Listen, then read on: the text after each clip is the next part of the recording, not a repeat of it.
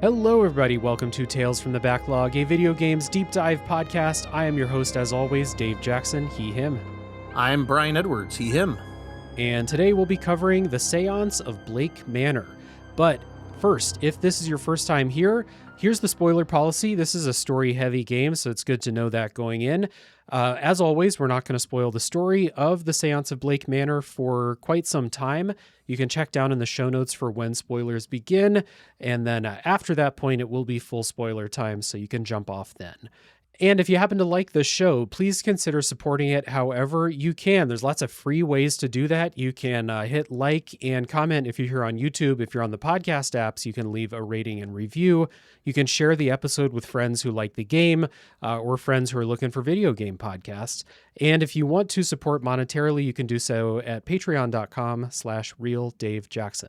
Now, with that being said, I would like to introduce the guest, the voice you heard at the top, in addition to mine. Brian Edwards is back here with me. Brian is one of the hosts of the Character Issues podcast and a member of the Kane and Rince podcast.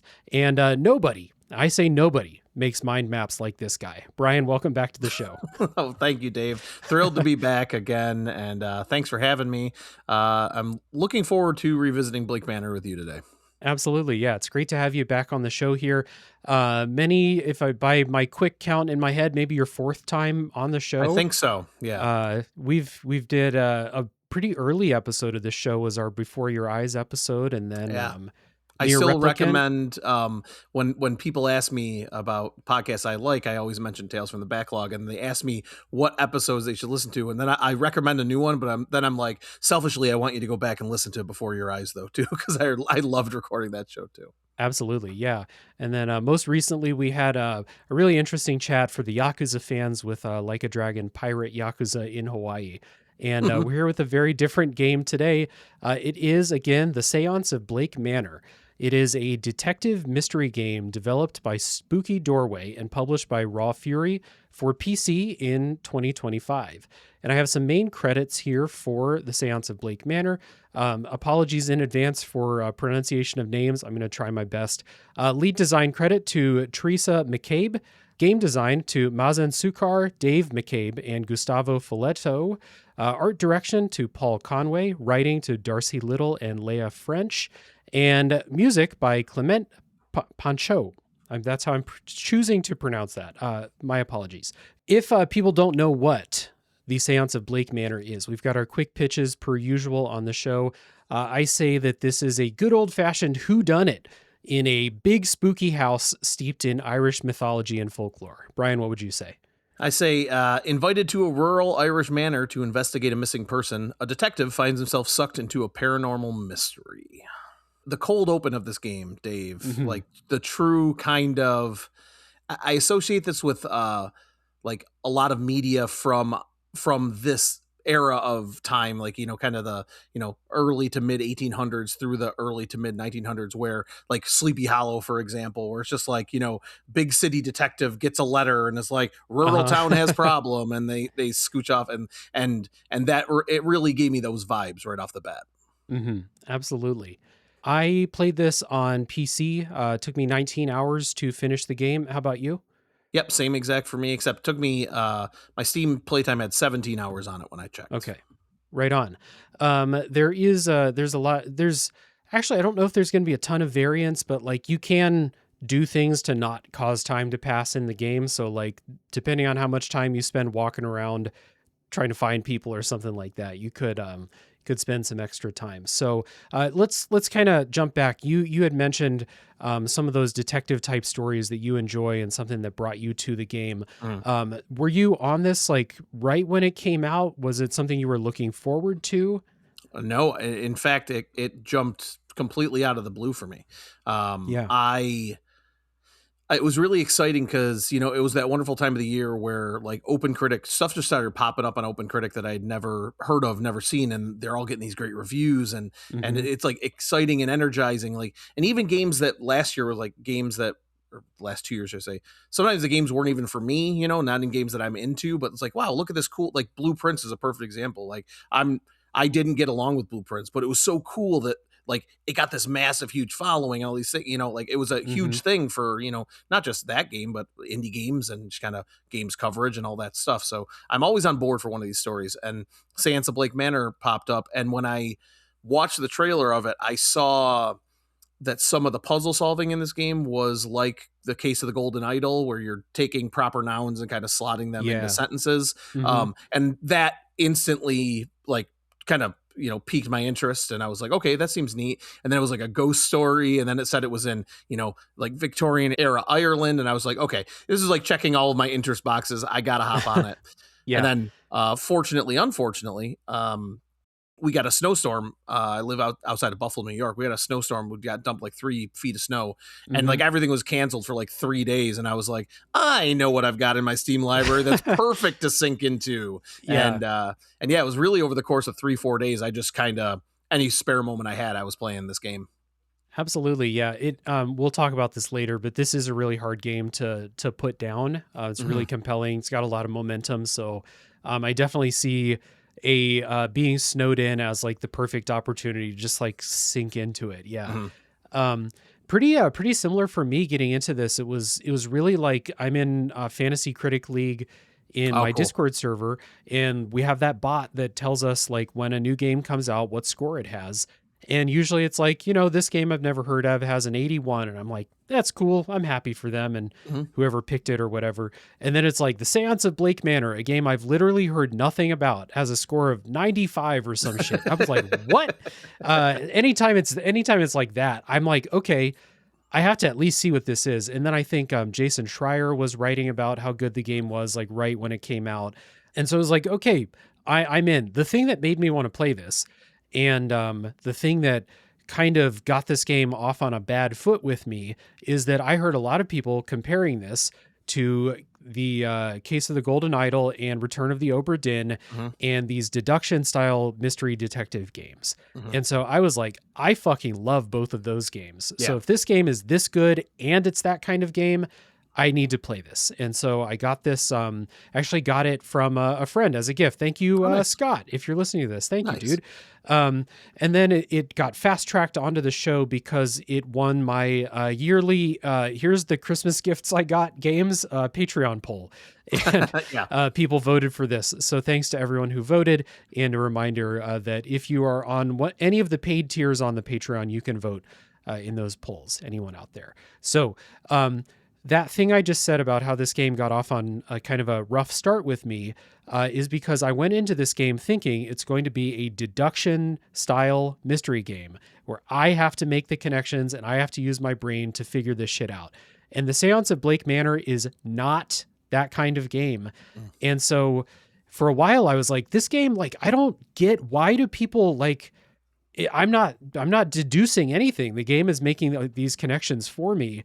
Why do people like this? And then I was like, played a little bit more and I started to understand what this game is like an interactive whodunit adventure game. Hmm. Um, where like you can almost think of like pieces of knowledge or evidence as like items in an old school point and click adventure. Hmm. And that determines your progress is like, what items do you have? What evidence Yeah. do you have in Blake Manor? And once I like recalibrated, my beef stopped being with the Seance of Blake Manor and it was shifted onto those people who don't know how to describe mystery games, I guess. Yeah. Um, Yeah. and so now that I know what the Seance of Blake Manor is, and I figured that out, I still do have some like criticism of this mechanically, Hmm. but all the other aspects of it, I think the story is really fun. The Hmm. vibes are really great, like the Yep. spooky mansion, the music, all that stuff. I ended up really enjoying my time with it, even though like it doesn't reach like the peak of mystery game to me because Mhm. of the hangups I still have about it Yep. mechanically, Sure. which are by design. We'll talk about that later, but Mhm. yeah, this game is cool. I'm happy to have played it. And if I remember right, I think you hit me up and you were like, "Hey, are you planning on covering this? I would love to Yeah. talk about it." That was approximately an hour after I finished it. I was like, Okay. I need to Right. talk to somebody about this game sooner the better because I will forget all of it Yeah. eventually. Then I can just replay it, which would be nice. But yeah, I reached out to you because I felt, and not to just be an echo chamber for you here, I went into it the same exact way. I Mhm. saw the trailer and I was like, that looks like Case of the Golden Idol. to me. And it does have that mechanic where you are putting Yeah. proper nouns into sentences. But when I started playing it, I was like, this has as much, if not more, in common with a LucasArts adventure game. Mhm. And for the Canerans podcast you mentioned before, my nomination for this year is Day of the Tentacle, one of my favorite games of Okay. all time, which is a LucasArts adventure game. So Yeah. once I realized this game had some point and click stuff kind of baked into it, more like what you're talking about with information kind of being used as inventory items, 100%. And I started kind of feel what this game was. I started to gain momentum there, gain energy, gain enthusiasm for the game. Mhm. I also, and I don't know how I didn't gauge this from the trailer, I also didn't realize that this is technically a first person game, like that you were actually going to be walking through the mansion, not like just selecting rooms and doing Right. evidence. Mhm. In my brain, when I got into it, you mentioned Case of the Golden Idol and Oberden. Oberden's very similar to that. You're walking around, but I was thinking like a Case of the Golden Idol or like a strange horticulture kind of where you've got this information tableau that you're kind of Mhm. putting everything into. And it's not. You really are kind of exploring this manor. And so it subverted my expectations in some ways and then brought some stuff that I was already interested in. So, like I said, once I picked it up, I was kind of, salivating to see what was next. Yeah, absolutely. And like I said, like once I did figure out what it is and like kind of meet the game where it was rather than where people told me it would be, Mm-hmm. then I started to enjoy it more. And I already said this game had an incredible momentum to it. It was, I played for 19 hours. I would say that it took me maybe a few weeks to get through it. Like it was a game that I'd sit and play. I would play for hours at a time if Mm-hmm. I had the time to do that because it Yeah. was just one thing always leads to another, leads to Yep. another. Like you're always following these discoveries. So One of the things I think too, because you made the adventure game comparison, which I think is apt. I think that's right on the money. It also comes with the frustration that comes with adventure games too, which is yeah. I've got these things, but I really don't know what to do next or who to talk to. And you find yourself going through that adventure game inventory. It's like, well, I'm just going to go talk to everybody and pick every option I haven't picked yet. Like that's sometimes that approach is what I took to get kind of moving. And that is very much different from Idle or Oberden where Yeah. the information's all there. It's just up to you to piece it together. Like in some cases, in a lot of cases actually, you weren't getting the information until you clicked the right option in a conversation or clicked on the right item in a room. Even though you might have looked at this chair 42 times, you missed the one cigar stain you needed to see on it, right? Like Hmm. things like that. So it did kind of kind of scratch that adventure game itch. And then the other thing I found out, Dave, which I'm not sure if you came to this realization too, is that the internet is not replete with guides for this game either. Yeah. True. So so I found myself getting stuck. I was like, well, I'll just give myself a little boost. I'll just look up something, and I looked at. I was like, oh, yep, no, because you can finish this game in about 8 hours, having not solved any of the mysteries. Yeah, You'll that's still true. finish Yeah. this game. So yeah, so it's interesting in a lot of different ways, I think. Yeah, absolutely. And we got a lot of stuff to talk about in the conversation ahead. So let's take our first music break. We'll come back. We'll set up the story. How does the Séance of Blake Manor begin?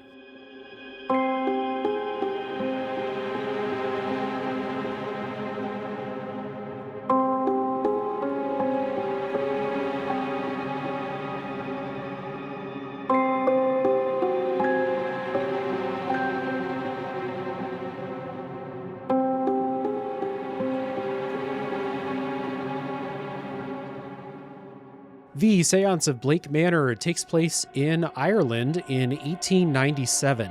You play as a detective named Declan Ward who receives an anonymous letter urging him to help investigate the disappearance of a woman named Evelyn Dean from Blake Manor in Western Ireland. And Blake Manor is set to host a grand seance. See, now we know where the title of the game comes from. There's going to be a seance in 3 days.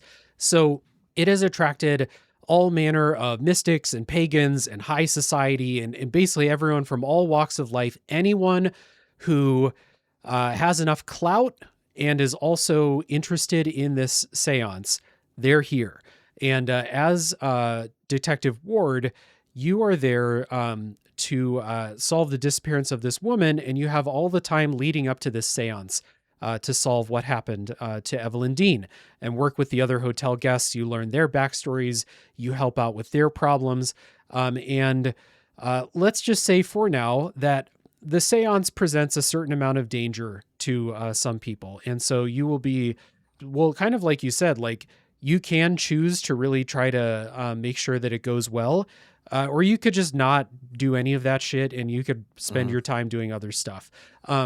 So I guess there's two things that we've kind of opened up there. The game is very open-ended about what progress and what success means.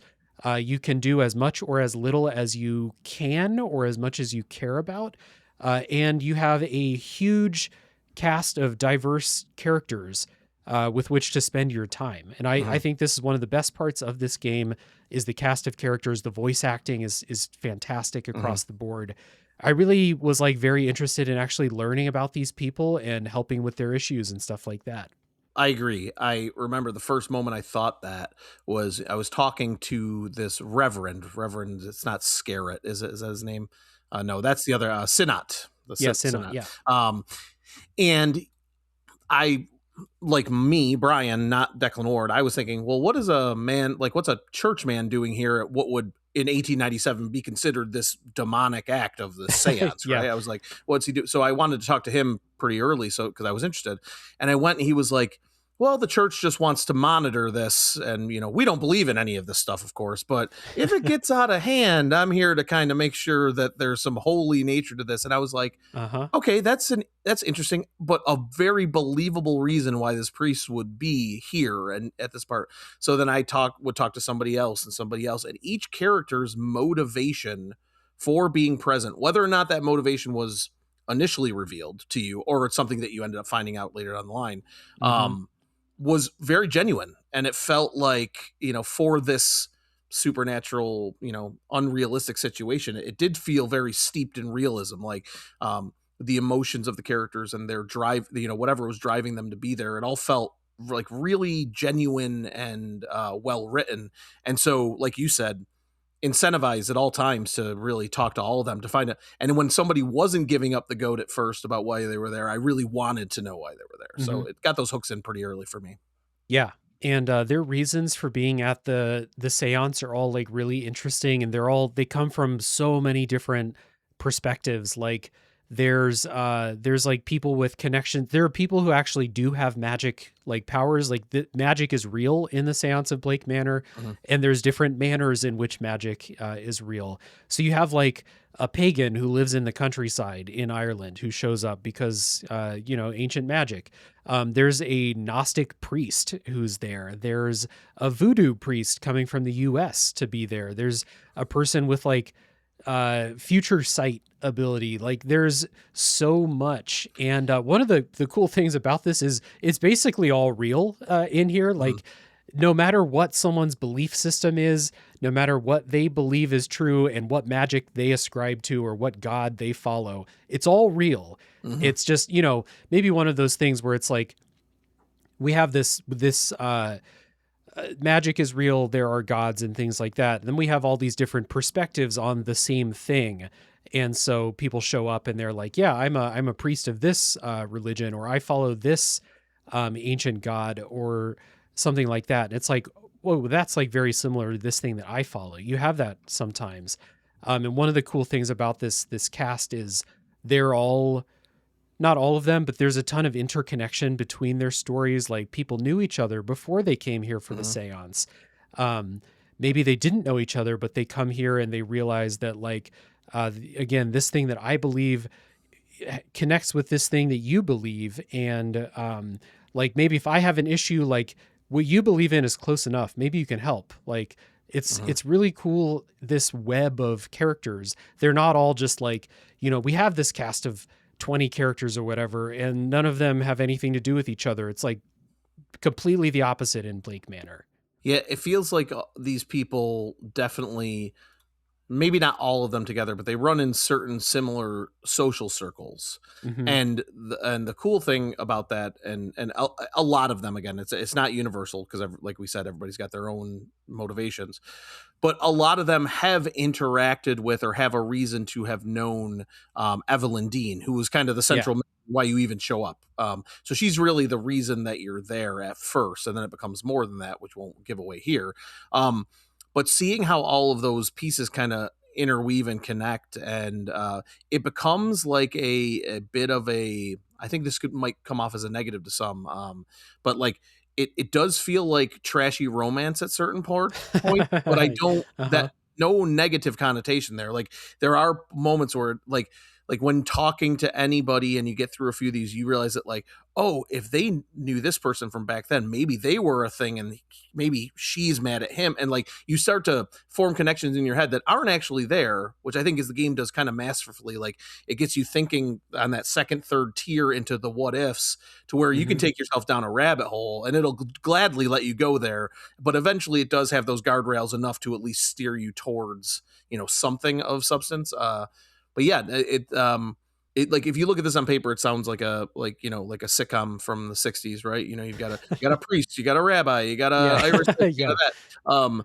But in reality, when they're all there at this manor together, because of the nature of the manor and the nature of the event, it doesn't. None of them feel out of place. In fact, they all feel like very communal. Like they're kind of all in this together, whatever misgivings they might have about one another. Right. Yeah, it's interesting. Very interesting setup. Yeah, and there are a lot of not a lot, but there are some characters who are like, I don't want anything to do with that person. Like they're a blasphemer, or Mhm. they follow a different religion than me. I don't want to help them. I don't want anything to do with them. One that comes to mind is like, so you have the guests at the seance, but you also have the house, the manor Yes. staff, Yeah. and quite a few staff members, including the just like the all-purpose assistant, Mr. Varney, who's Yeah. just the voice acting on that guy. I can like I beat this game quite a while ago now, and I can still hear him go, "Mr. Ward," Yeah. in that Me in too. that kind of voice. So you get all of these people, and it's not just the highfalutin high society types or the magic types. It's like there's several people who are just like the cook and the cleaner and Mhm. like the stable man and stuff like that. They're all great. Yeah, I had a particular fondness for Mr. Hunter, the stableman, as you Uh huh. said, Yep. um, and Vincent Varley, the kind of the main belt, the first character you meet in this game. That isn't Declan Ward. He has this air of like, you're a guest at my master's house. I'm required to treat you with a modicum of respect, but I'm Hmm. also not putting up with any of your bullshit. Like Yeah. he's like, this is an inconvenience for me. This whole event, I can't wait till it's over. What time do you take your tea? Like, you know what I mean? Yeah. He has that kind of energy. I really like him. And it does the servants themselves, they're referred to, there's an area of the game referred to as the servants quarters that you go down to. um Hmm. they themselves, kind of much as you would expect or you would think naturally, they kind of have their own little underbelly of issues too. So once you kind of get Hmm. to know them and start to get them as part of the plot and their mysteries, the way they interconnect with the guests too, it's all, again, it reads as very logical and something that you'd read in a well-crafted story or things like that. So it felt like the writing really made the characters serve one another, rather than just like, it's not like this person's here because that person did this, and that person did this. Like there's a web that feels very natural that has drawn all these people in. Yeah. There are very few characters who are just very, if any, that are just like they're there doing their thing and they're not really connected to Mhm. anybody else's story. They tend to like clump up once you figure out Yeah. the full histories. There are basically tons of little groups of people who like secretly knew each other before and stuff like that. So it's a lot of fun. I want to revisit the bellman. He when you first meet him, it's just late at night when you first get to Blake Manor. You're checking in the night, and then you have 2 full days before like the seance. I think you're checking in the night of day one, Mhm. and so just that general introduction to him. It's raining outside. It's storming, and he's got this very creepy, very serious air. Like he's wearing glasses, but one of them is cracked, and he's still wearing it, and it kind of sets this really strong tone for the Seance of Blake Manor. It's not a horror game. It's not even that like it's not scary. There are some like things that may like surprise you every Mm, now and then, but it's not a horror game, but it definitely has like real spooky vibes to it. And even during the day, you're walking around this manor, there's something off about Blake Manor. It has I think I described it as saying it has ghosts both literally and figuratively, hmm and you feel it as you're walking around. And there's a lot of the manor that's like it's much bigger than it would need to be to host this many people Yeah. as a hotel. Like Yeah. this used to have grander purpose. Now it's a hotel. It's not completely full. And so there's a lot of empty space that you find yourself in. I love like walking through the manor, hearing your footsteps like thump, thump, hmm thump as they would in like an old but empty house. And just going through all these places, the music is so like evocative of just like this eerie atmosphere in here. hmm And so this is like it's a great, you know, if anyone's thinking about like what do I want to play during a spooky season, but I don't want to play like a real horror game. Like this is a great game for that hmm type of spooky vibes type of thing. And of course, you have a supernatural story. There's going to be ghosts and stuff like that. But Yeah. I think it hits that balance of like being spooky, but like I don't really think of anyone who would be too scared to play this, which I think is a No. nice balance. Yeah, I agree. It has the manor itself, like it's like the most tropey thing to say, right? Like, oh, the manor is a The character manor's a in and of character, yeah. itself. But like, and I don't want to be that guy, but the manor is oppressive for Yeah. sure, and a lot of that I have to do, and you already mentioned it, and I couldn't agree more to the sound design. It's like the soundtrack that's playing and kind of the like the ambient sound effects like no one has ever oiled a door in this manner. Everyone Yep. slowly Right. creaks and then slams shut, you know. Uh-huh. It feels like a haunted house. Even though like you said it's there's not many moments that are truly scary. There's things in this game that are disturbing, no doubt. Mhm. But doesn't really jump out and scare you. And then you combine that, as you said, with this manner that you're walking around.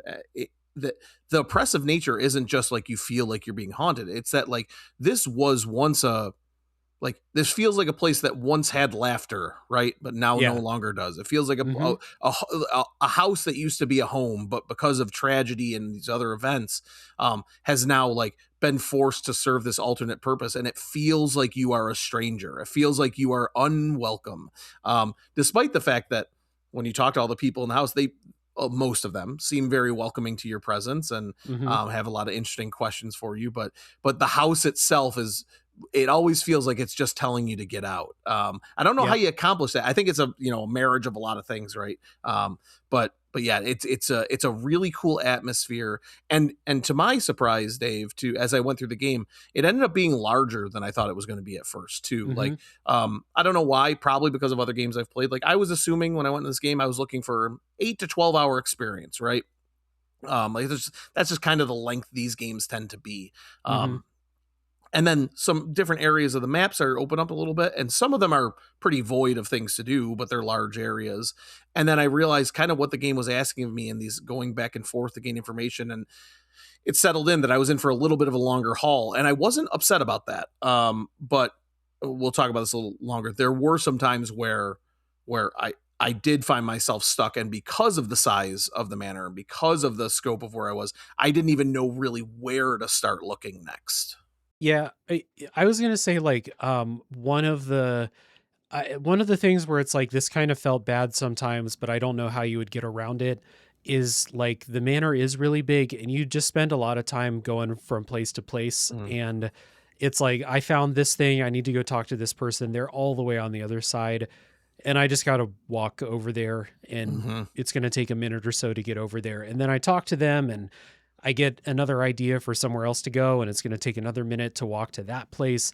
I don't want this game to have fast travel, but it is just you will find yourself going from here to here to here to here, and the majority of that time is just walking through Yeah. hallways. Yeah. Uh, and there stops being new things to find in those hallways pretty Mhm. quickly. Yeah. So I don't really know how you do that short of making it much smaller or putting in fast travel. And I don't think Right. either of those would make this game better. So, No, I agree, because the fast travel takes away those moments, because as you said, a large majority of them, you're not going to find anything to and from a place, right? mhm, But there are moments that somebody will now be in a different location and be like, oh, I wonder why they're here. You'll talk to yeah, them. It opens up something new. So it yeah. does serve that adventure a little bit. But no, I agree with you. I forget the name of the room. Is it the reception room or the reading room or whatever? The, So yeah, the it, drawing room. drawing room, thank you.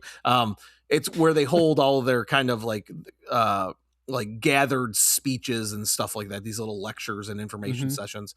And so like whenever I didn't know what to do or who to talk to, I'd be like, well, I guess I'll go back to the drawing room, see who's hanging around there. It's like that. Hmm. There was like 3 or 4 spots that I knew I would just return to, and there'd probably the hedge maze. I would go back to the hedge maze, and oh, Yep. look there, I see the circle that this person's over here now, let's go talk to them, and so on and so forth. But that walk through the gardens to the hedge maze back to the drawing room, I mean, hundreds of times Yeah. during the course of this game. The byproduct of that is that even, if I finished this game a month ago, I could probably draw you a pretty damn good Hmm. map of Blake Manor. Yeah. Still, like, I know that place. I Yeah. know the ins and outs and the connections and stuff like that. Now, you mentioned something which is kind of key to gameplay and kind of making this feel like a place that's full of people doing stuff, and that's that the characters that you meet are on a schedule. Hmm. So throughout the day, the game runs on a time system, and basically on the hour. I think it's always on the hour. Characters will move from place to place, and so it'll be like, you know, Mrs. Joyce is in this room from 6 to 7, and then from 7 to 8, she's in this room, and then from 8 to 10, who the fuck knows where she is? She's, Yeah. it's not Yeah. on the schedule. You might find her, you might not. And so you are always kind of like, if you don't know what you should be looking for, you can just go check those rooms and just be like, oh, I haven't talked to you in a while, or maybe I've never talked to this person. Maybe that's going to be a good use of my time right now, is just go in, see what's up with them. Or maybe since the last time I talked to them, I have something new to bring up in a conversation. So, hell yeah, let's go Yeah. chat. It's interesting you say that, because you jogged a memory for me, and uh, I think this will impact people who haven't played the game, right? So if you're listening to this game before the spoiler wall, or listen to this podcast before the spoiler wall, and you're going to get off and play the game, this might be a bit of useful information. Um, I am someone, and I know Dave, you're like this too. We talked about this in the Near Replicant show. Like, I get a quest, and I'm on that quest. I want to finish that quest. I'm going to go Hmm. down this path. I'm going to finish the thing, get my reward, move on to the next thing. So when I started Blake Manor, I would see these people, as you mentioned, in these different places, and I'd I'd laser in, like, okay, Mr. Darcy, I want to solve his mystery first before I move on to something else. And Hmm. what I found is I would hit a brick wall. I'd hit a brick wall. I can't figure out what's next with this guy. I can't figure out Yeah. what's that. And you'll see that time at the top, which you were talking about. And every time you interact with an item, 1 minute goes by off the clock. Now, Yep. different activities with different people might take more time, and it'll tell you, hey, this takes 12 minutes, or this will take you to the next hour, or whatever it will say. Yep. But so one of the interesting things that I didn't know going into this game that I know now is that a lot of those stories could not be completed until day 2 or day 3, or until I Yeah. progress further along in somebody else's mystery. So one of the things I wish this game had, and I don't want this game to guide me, I don't want objective markers, but I would like maybe a little bit of a push to be like, hey, talk to everyone, Uh and huh. then come back and gather your thoughts. Don't just focus on one person's thing. Like talk to everyone, because the way the game starts, it kind of leads you right away to solving something pretty early, to kind of let you know how this game's going to progress. And Yeah. because of that, I was like, well, I got to find this person's room, and I got to do this, and I got to do that. When in reality, the game really wants you to explore that manor and go talk to everybody and kind of build out your little case web and do all that stuff. Hmm. So that would have been helpful to me, and I think that would have alleviated some of my day. I guess it's day 2, right? The first full day, Hmm. like middle of that day is where I found myself the most frustrated, because I really felt like I didn't have any meat on the bone to chew on. And really what I needed to do is I needed to get to that, whatever that next event was, which then would trigger 3 other things, and so on and so forth. So Yeah. progress for the sake of progress in this game, it uses that time mechanic in some interesting ways, I think, in both positives and negatives. Yeah. You definitely should, if you find yourself like, well, I just don't know what to do with this person's storyline. You're best served by just going and exploring something else. And like it will probably uncover.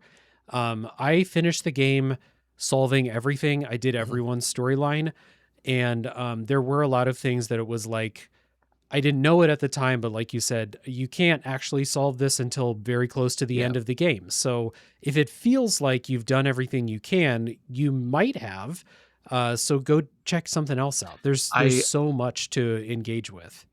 I finished everyone but one, and Okay. the reason is something we definitely will be talking about after the spoiler Yeah. wall. But yeah, Absolutely. Yeah. but yeah, I was so mad. So I'm very jealous. I'm gonna have to I'll have to pour over your Steam achievements and covet them. But yeah, Well, I didn't get all of them, so it's not like one of those situations. But um, the time limit is interesting. So I got the sense like when they first introduced this, and the fact that 1 minute ticks off the clock for basically everything you click on, whether it's a dialogue option or it's like, hey, I wonder what's up with that clock, and you go click on the clock, and it's like, he says something, and it's 1 minute down yep. for almost everything except for like more involved activities, meals, stuff like that.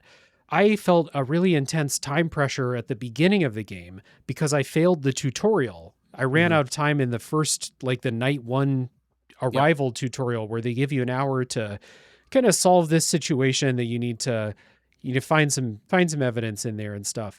And I failed it. So I had to reload, did the tutorial again, passed it, and then I got into day 2 and I was like, oh shit, I'm gonna have to Yeah. I'm gonna have to really pay attention to time. And it turns out I ended day 3 with several hours of Hmm. empty time that I had nothing to do. Yep. So I went up to you can skip forward in time by interacting with clocks. And I did that. I was like, okay, skip 4 hours ahead. Let's just get to the ending. I have nothing Hmm. to do over here. So I guess I would say that like you can't just like go fucking crazy with it, but Yeah.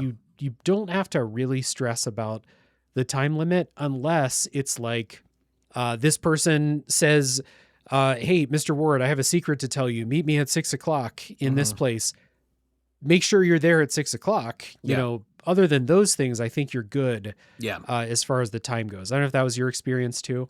Almost a mirror experience, and it Okay. really does. So I failed the tutorial twice. Okay. One time, the Mr. Varley caught me in his office and kicked me out of the hotel forever.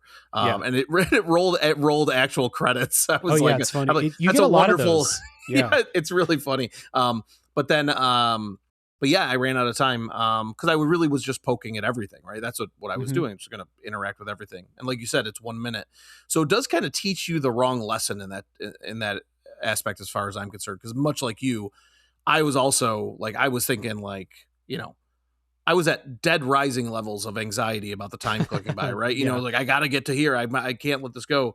But after I would say halfway through the first day, that kind of fell away because I realized that I was in control of the time, really. Yeah. I was the Yeah. one. It would not pass until I interacted with something. And so I kind of just became um, a little more strict about what I was interacting with. And like Hmm. you, by the end, I ended up with, I think I skipped 3 hours or something like that to get to the seance at the end. Um, so it does give you all the time that you'll need. And I think, I don't know this for sure. I'm sure somebody has done this, but like, it feels like I must have clicked on almost every item in that game and every dialogue choice by the time I got to the end. I had read every book in the library. So I don't know how much more I wonder if you can waste all of the time aside from skipping, I guess is my point. Is there enough Yeah. interactable things? I think you probably can. I think the biggest time wasters would be um because you get so many things that you could bring up in conversation, but they're obviously not relevant for this person, but you Right. could bring it up and they're just gonna be like, I don't know much about that, sorry. Yeah. So you could, I think, waste a bunch of time with that. And then there's like clicking on every mirror that you see or Yeah, something that's where true. it's Yeah. like, there's a bunch of set dressing that's not really relevant. Although one thing that I think is neat is like, let's say you've got 10 dressers in hotel rooms that it takes some time to open them up and look at the contents. a lot of them are not going to give you anything important, but some of them will. And so it's Mhm. like, you can never be like, I should not look in that pile of laundry, or Yeah. I should never click any dresser or any bookcase, because there is stuff to be Yep. found basically everywhere. One of the initial mysteries that's not a spoiler at all is it involves assessing everybody's shoe size. Yes. So I went to, I was going through these hotel rooms, so I'd always be sure to open the dresser and check the shoe size. And almost always it didn't match, or the shoes were interactable. But like you said, one out of every three or four might have a news clipping or a letter or something, and it's like, oh, okay, it opens something else. I found one thing under the first bed of a room I went into, which means I had to check every bed when I went, and I don't think I found anything ever again, but Uh-huh. still, like, it give you, there are reasons to interact with all those things. So I think you're right there. And yeah, like, if you went into every bathroom and turned every faucet, maybe you could, and flushed every toilet, maybe you could Yeah. waste all that time. Um, Right. but certainly, for both, in our experiences at least, I did end with a surplus, which I found surprising, because there was a good portion of that day two where I really felt like I wasn't making measurable progress. Like, it felt Right. like I wasn't getting anywhere. And then, as we talked before, it kind of does eventually kind of all come together. Yeah, the dominoes really start to fall Hmm. at a certain point, if you've done the groundwork to set everything up to start knocking out those conclusions to those storylines.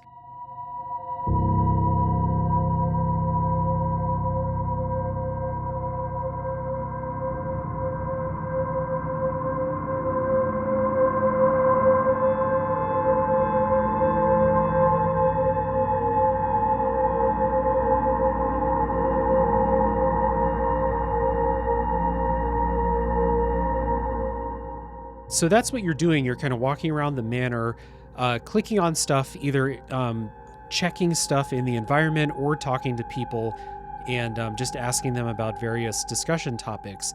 And information that you get, whether it's like you find a piece of evidence or like someone says something about their backstory, it all gets stored in this game's like very, very extensive mind mapping system, where um, every character has their own mind map about their story. Every one of the key major like main story mysteries that you're solving, they all have their own mind maps and stuff.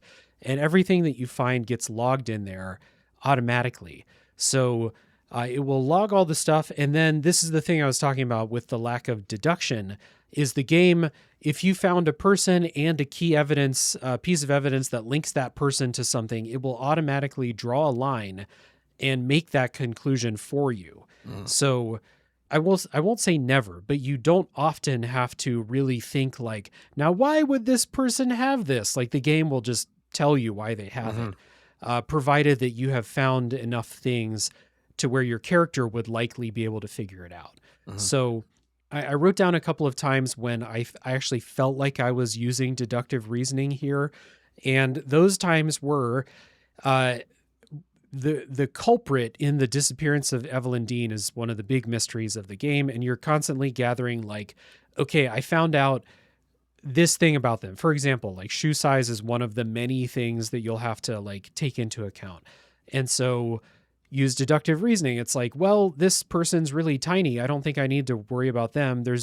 I don't even know if I have to go look at their shoes. There's no way they have this shoe size. Hmm. Deductive reasoning a little bit there. There's certain times when like I really need to talk to this character. I don't know where they are. Where might they be given what I know about them? Because you can talk to the characters, you can ask them what their plans are, like what seminars are you attending? Hmm. Do you have any other plans? Are you going to be at the ball? Are you going to be at dinner? Like, you can ask them those questions and kind of map out their schedule. And but if you don't do that, or if you don't find their schedule, like their planner or something, you have no idea where they are. So Hmm. you could be like, okay, well, I know this person knows this person. I know where that person is. Maybe they're together. Like, you can deduce some of that. And then there's some other stuff I'll save for the spoilers. But Hmm. like, there's a little bit of deduction, but this is not a deductive mystery game. This is a find enough pieces of evidence to make the conclusions that would then let you do the next stage of these quests, which is always like, I found something incriminating. I'm going to go confront this person about it.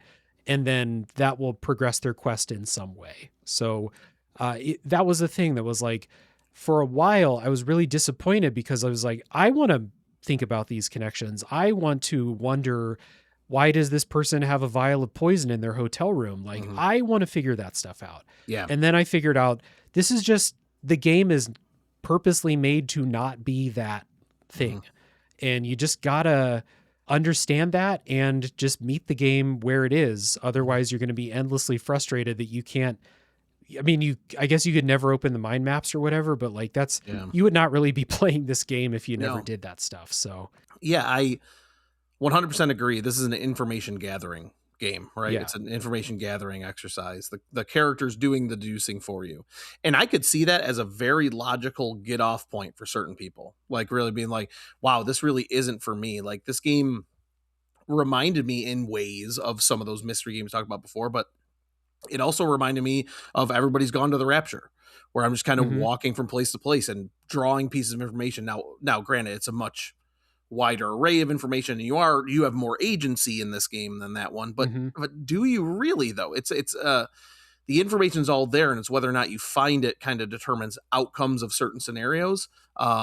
You could also choose to not interact with things. I saw while preparing for the show, I watched a couple of long plays of people playing, and I remember the Reverend who I talked about before already offended one of the streamers watching, and he just like, well, I'm done with him. I'm not going to help him at all, and they just moved on to somebody else. I'm like, that's an approach, right? Yeah, you But can. it is just an information gathering exercise in a lot of ways. It kind of makes its own unique thing. I was playing Lost and Found Company this week, which is essentially, it just got good reviews. That's why I picked it up. It Hmm. was on the Steam sale the launch discount. Yeah. And it's a Where's Waldo like, right? It's a find the hidden object in the picture type of game. And as I Hmm. was doing it, I've been thinking about this game a lot. I'm like, some of this activity is not all that different from Séance of Blake Manor. I'm not looking for items in a picture in Blake Manor, but I am looking for the right piece of information amongst my sea of information, right? Yeah. And I could see where that would be someone who came in expecting that Ober Din, not not getting what they were looking for out of it. But yeah, again, this is another comparison to point and click adventure games, very similar to that. Reminded me of Secret of Monkey Island multiple times. Yeah. And yeah, it's interesting in that way because the game really does want you to experience its story. It really wants to Hmm. convey to you these themes that it has, these Irish folklore themes and these kind of familial bonds and these traitorous relationships and what have you. Yeah. And what to get to that story, you really just have to click the right button. It's not a matter of figuring out who to talk to. It's clicking the right letter, which then shows you on your mind map. Now you go talk to this person and ask them this Yeah. question. Yeah. They're more directed, I guess, than I would think, even at points when it seemed directionless. Hmm. And so there was an interview with that one of the developers did with Mothership, I want to say, Okay. where they talked about how they did this on purpose, and they quote they didn't want this game to be a notebook game like Okay. Blueprints. Mm-hmm. They didn't want people to have to take their own notes and like find their notebooks so they could make progress. They wanted this to be a more casual experience. And while I would have preferred it to be a notebook game, I definitely understand why they would have chosen to make that design choice. Like, not Mm-hmm. everyone wants to break out an actual notebook and take 200 screenshots and try and Mm-hmm. piece things together like that. What it results in is a couple of frustrating things for me with this mechanically. The first one we've already kind of touched on, but because it has that kind of adventure game style thing, there were a couple times in this where I was like, I know what I have to do. I know where the thing is that I need to get. But because I didn't find one load bearing document or piece of evidence, the game has not yet unlocked that next step for me. Mm-hmm. Like there was a part where it's like there's an object hidden somewhere. I know where it is. I can see the texture in the wall where it's Right. hidden, Yep. but I can't click on it because I don't have one load bearing thing. And that feels kind of bad. That's adventure game stuff. It's like, Yes. I feel like I have the items to get across this river, and it's like you don't actually, you need this one other thing that seems unrelated. Like that's why I don't get along with adventure games. It doesn't happen nearly as often in Blake Manor as it happened in like Monkey Island or something like Yep. that. But that same kind of thing.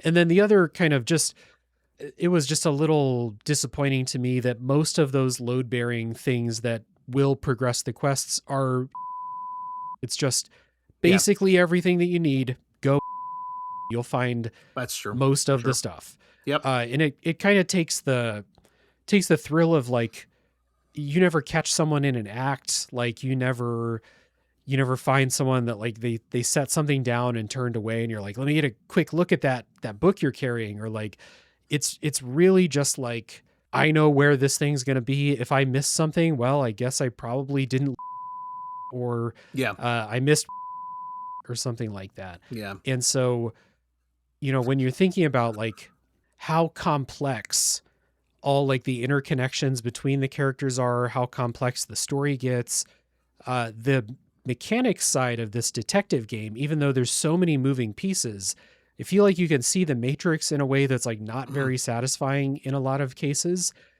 Even when I'm no longer expecting deductive reasoning to be a thing, I Yeah. know what this game is. And within that, I still am like, I wish there was just a little bit more variance in how you learn stuff, where you find stuff. Yeah, I definitely see that, and I share that frustration in several cases. So even though I get along with point and click adventure games a little bit more than it sounds like you do, Yeah. there was a moment. I already kind of mentioned it in day 2, and again, no spoilers, no concern. But one of the mysteries involves an argument that has happened between two characters, and Mm-hmm. that the gender or the presumed gender of one of the characters, and you got to kind of try to like narrow it down of who was arguing with this other character.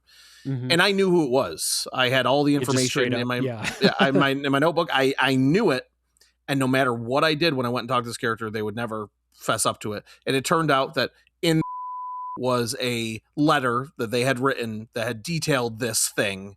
Yeah. And then once I clicked that, the Declan Ward goes like, I know who argued with her. And I was like, Yeah. I've Yeah. known for an hour and a half. You know what I Yeah. mean? Like I've known that. So that was, you could never leapfrog your way or even luck your way into solutions. There was a very specific, it's like crafting an item or something in Animal Crossing. You need 2 sturdy sticks and you need one Yep. this and one that, like that. You were not allowed to solve that problem despite your own deduction until you had all those items. That was definitely a frustration. Yeah. And I felt that more earlier in the game than later, and I still think it happened later. It's just that I had more knots to unravel naturally. So if Mm-hmm. one thing was frustrating me, I could go on to something else. And then by the time I came back to that mystery, maybe I had found the MacGuffin that I needed. But yeah, no, that's a very real experience that I had too. I just think maybe I'm a little more tolerant of that because as you said, like 2 games that come to mind, like notebook games, are the Outer Wilds and Blueprints that I just didn't get along with. The games Mm-hmm. that are loved by almost everybody, and they just weren't for me. And it is part of that, having to take a notebook and take those screenshots and put those things together yourself in a way that I find less satisfying than this. Not saying that one is better than the other or one is right or wrong. It just, Mm-hmm. for me, it's easier to convince me to get through this type of frustration than the other for whatever reason. Yeah. But yeah, no, there was one involving Scarrett I already mentioned with his cigar burns that drove me up the wall.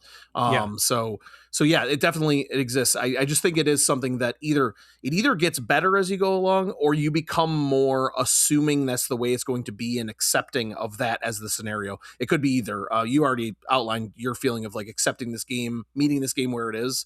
I think that is a big part of it. Yeah. I mean, it's a big part of any of these any games that we play. Like if you're going to do an honest analysis of it, you got to try and meet it where it is and not, don't expect it to be a different type of game than it is. And it sounds like, the developer talking about how they made it so it's not a notebook game. There are lots of people who don't want a notebook game. They want everything to be self-contained and they want to primarily experience the story. One of the nice things about this is, let's say that this character has 17 pieces of evidence associated with their story. You don't have to find all 17. You don't have to find some arbitrary percent of them. It's like, do you find the load bearing pieces, and do you have enough things to make the connection on the mind map?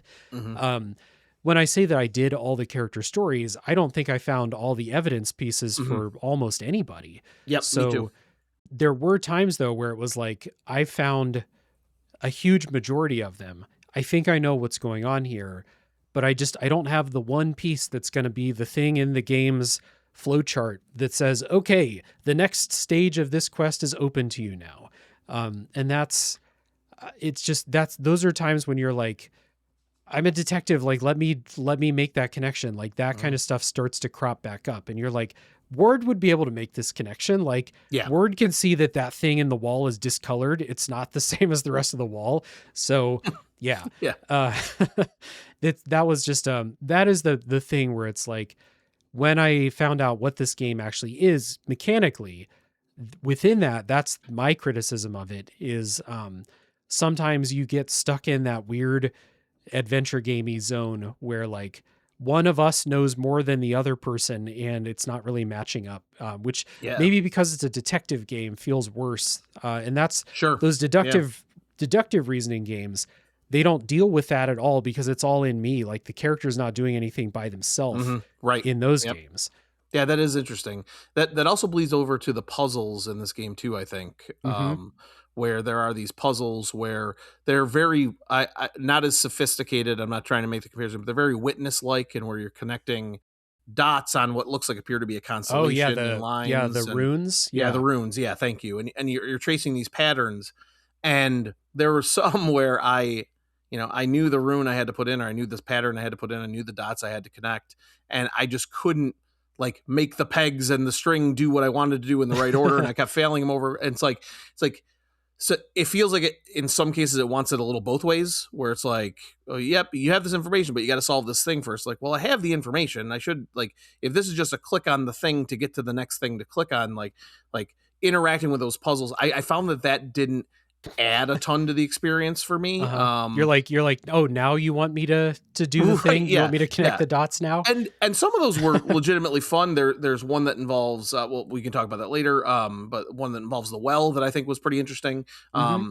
But again, it really is just finding the information, then applying it to the situation. And then there were just a couple of those like puzzly roadblocks where it's like, if I just clicked on this rune and it auto filled in the line for me because I found the diagram that showed me what I'm supposed to do, it's essentially accomplishing the same task. Didn't mind doing it, but there were a couple spots where I was like, what purpose is this actually serving with the type of story they're telling, with the type of game that they're bringing? So a couple of moments like that where I felt like the obstacle was put there merely to put an obstacle there, not necessarily because it served the greater purpose of the game's design. Again, easy for me to say as someone who doesn't make games. But yeah, those are the spots where I felt a little snug, like just feeling the pricker bushes stopping me from having the completely smooth sailing experience, you know? Hmm. Yeah. I wonder if those are there to kind of just break things up just a little bit, just give you like 2 minutes of not walking through Sure. hallways or talking to Sure. Yeah. somebody, a little light interactivity, something different, a mini game. Like games do that kind of stuff all the time. So I didn't mind it. There were some where I was like kind of looking at the screen sideways, like how am I Yeah. supposed to do this without, because you got to trace it within these shapes and not go through the same node Yeah. twice. Yeah. You And can't retrace your steps either. Yeah. yeah. It, And so you'd be looking at it like, how do I do this in one continuous mhm, line? And then you figure it out. So yeah. you mentioned one thing before that I want to make sure we don't like completely skipped over. I meant to mention it earlier and then we got on a different line of thought, but I want to loop back to this game's focus on Irish folklore and Hmm. mythology. I said it in my elevator pitch, so like we did get it out there. It's a big part of this game, but I think this is like legitimately one of the coolest things about this, and what elevates this above just an Agatha Christie type whodunit type story to something that feels unique. Like Hmm. we already talked about, like there's a practitioner of voodoo, there's people who follow various saints, there's all manner of magicians and ghosts and clerics and seers and stuff like that.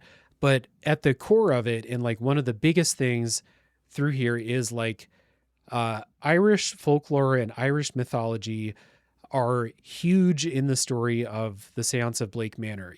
It's important in like what happens in the game. It's important to the mystery. It's important to the history of Blake Manor. There's entire shelves in the library where it's like, pick up a book and read about these elder gods, or pick up a book and read about this legend in folklore. And we already talked about like that spooky vibe, and then like having this be like such a focus.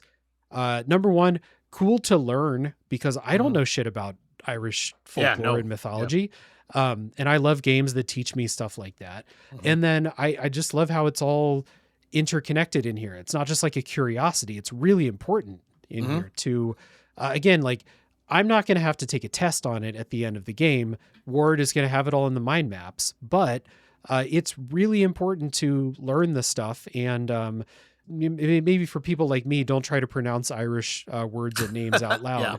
loud, because that is not a phonetic alphabet when spelled out in Mhm. English. So, um, but I really love this. It was super cool Yeah. to take all this stuff in. And honestly surprising how in depth some of it went.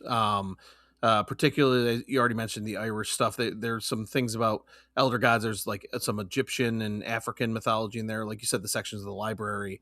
What without broaching or breaking into the second half of the show, there's certain, I guess, spiritual beings you interact with that Hmm. really felt uh, bigger than the world I was playing, and that really made me, the detective who was here to find Evelyn, like just this smallest peg in this cosmic circus that's happening beneath the Uh-huh. scenes. And I felt that that was such an interesting aspect to handle, because, or aspect to kind of take on, because it could have just been a ghost story, right? It could have just been ghosts is supernatural. We're all comfortable playing games like that. But to really dig into the roots of this manor and the land that it sits on, and why that land is important, and to whom it's important, and why that is, Hmm. and to be able to deduce, and not even deduce, to learn all that from the books and the things that it would give you to read. And then you talk to some of the spiritual people who are from that land, who have all Yeah. the knowledge, and they're talking to you about these things. And the way they talk about them is that it's like second nature. Like, well, of course this being rules over the domain of this, and like, and I'm sitting there like, this is wild. Then you go read the passage about him, like, holy, this is really neat. And then I found myself googling stuff on the side, being like, oh, this is really out. Like, are there a series of novels written like Irish Mm. mythology that I could kind of look into? Like, it really, it added to the game's richness for me, like, Hmm. and just what I felt like I was getting out of it moment to moment. Really cool ideas, really well realized, I think, in the way that they they wove that through the game. It didn't feel forced. It didn't feel like this shoehorned story. It just felt like this was the story of that place and that land. So yeah, I've used the word genuine about 12 times when playing this game, but it's true. It feels like like a genuine place that could have existed despite all of these supernatural trappings around it. Yeah. And the cool thing about it is like you said, like it's not just like set dressing, it's like crucial to the Mhm. story they're telling.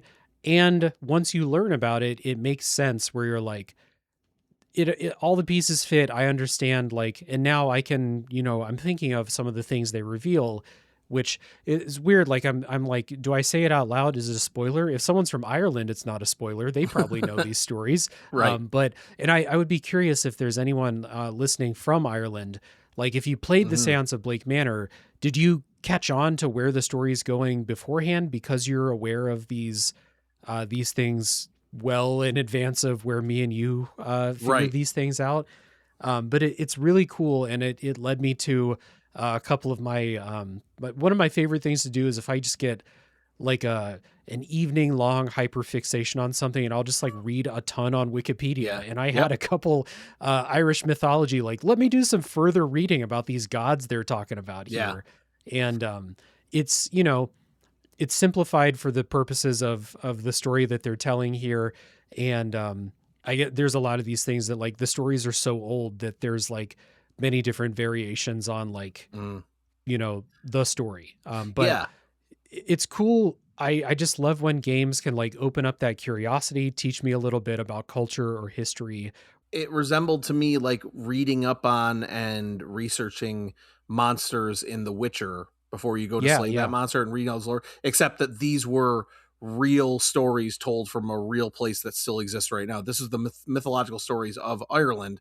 And yeah, like, so rather than reading about like the, whatever wraith I was about to go slay as Geralt, like I'm reading about like Tir na Nog and all these other things. And it's like these cool Irish legends and these Irish, folklore that like it made me feel like I was learning something of substance, and then being able to engage with it again like the next day or whatever, having read what I read and been like, oh, that's cool, now maybe I understand a little bit more about this. I love games that inspire me to take that next step to look into something, and this game yeah. has that, all over the place, and for my money.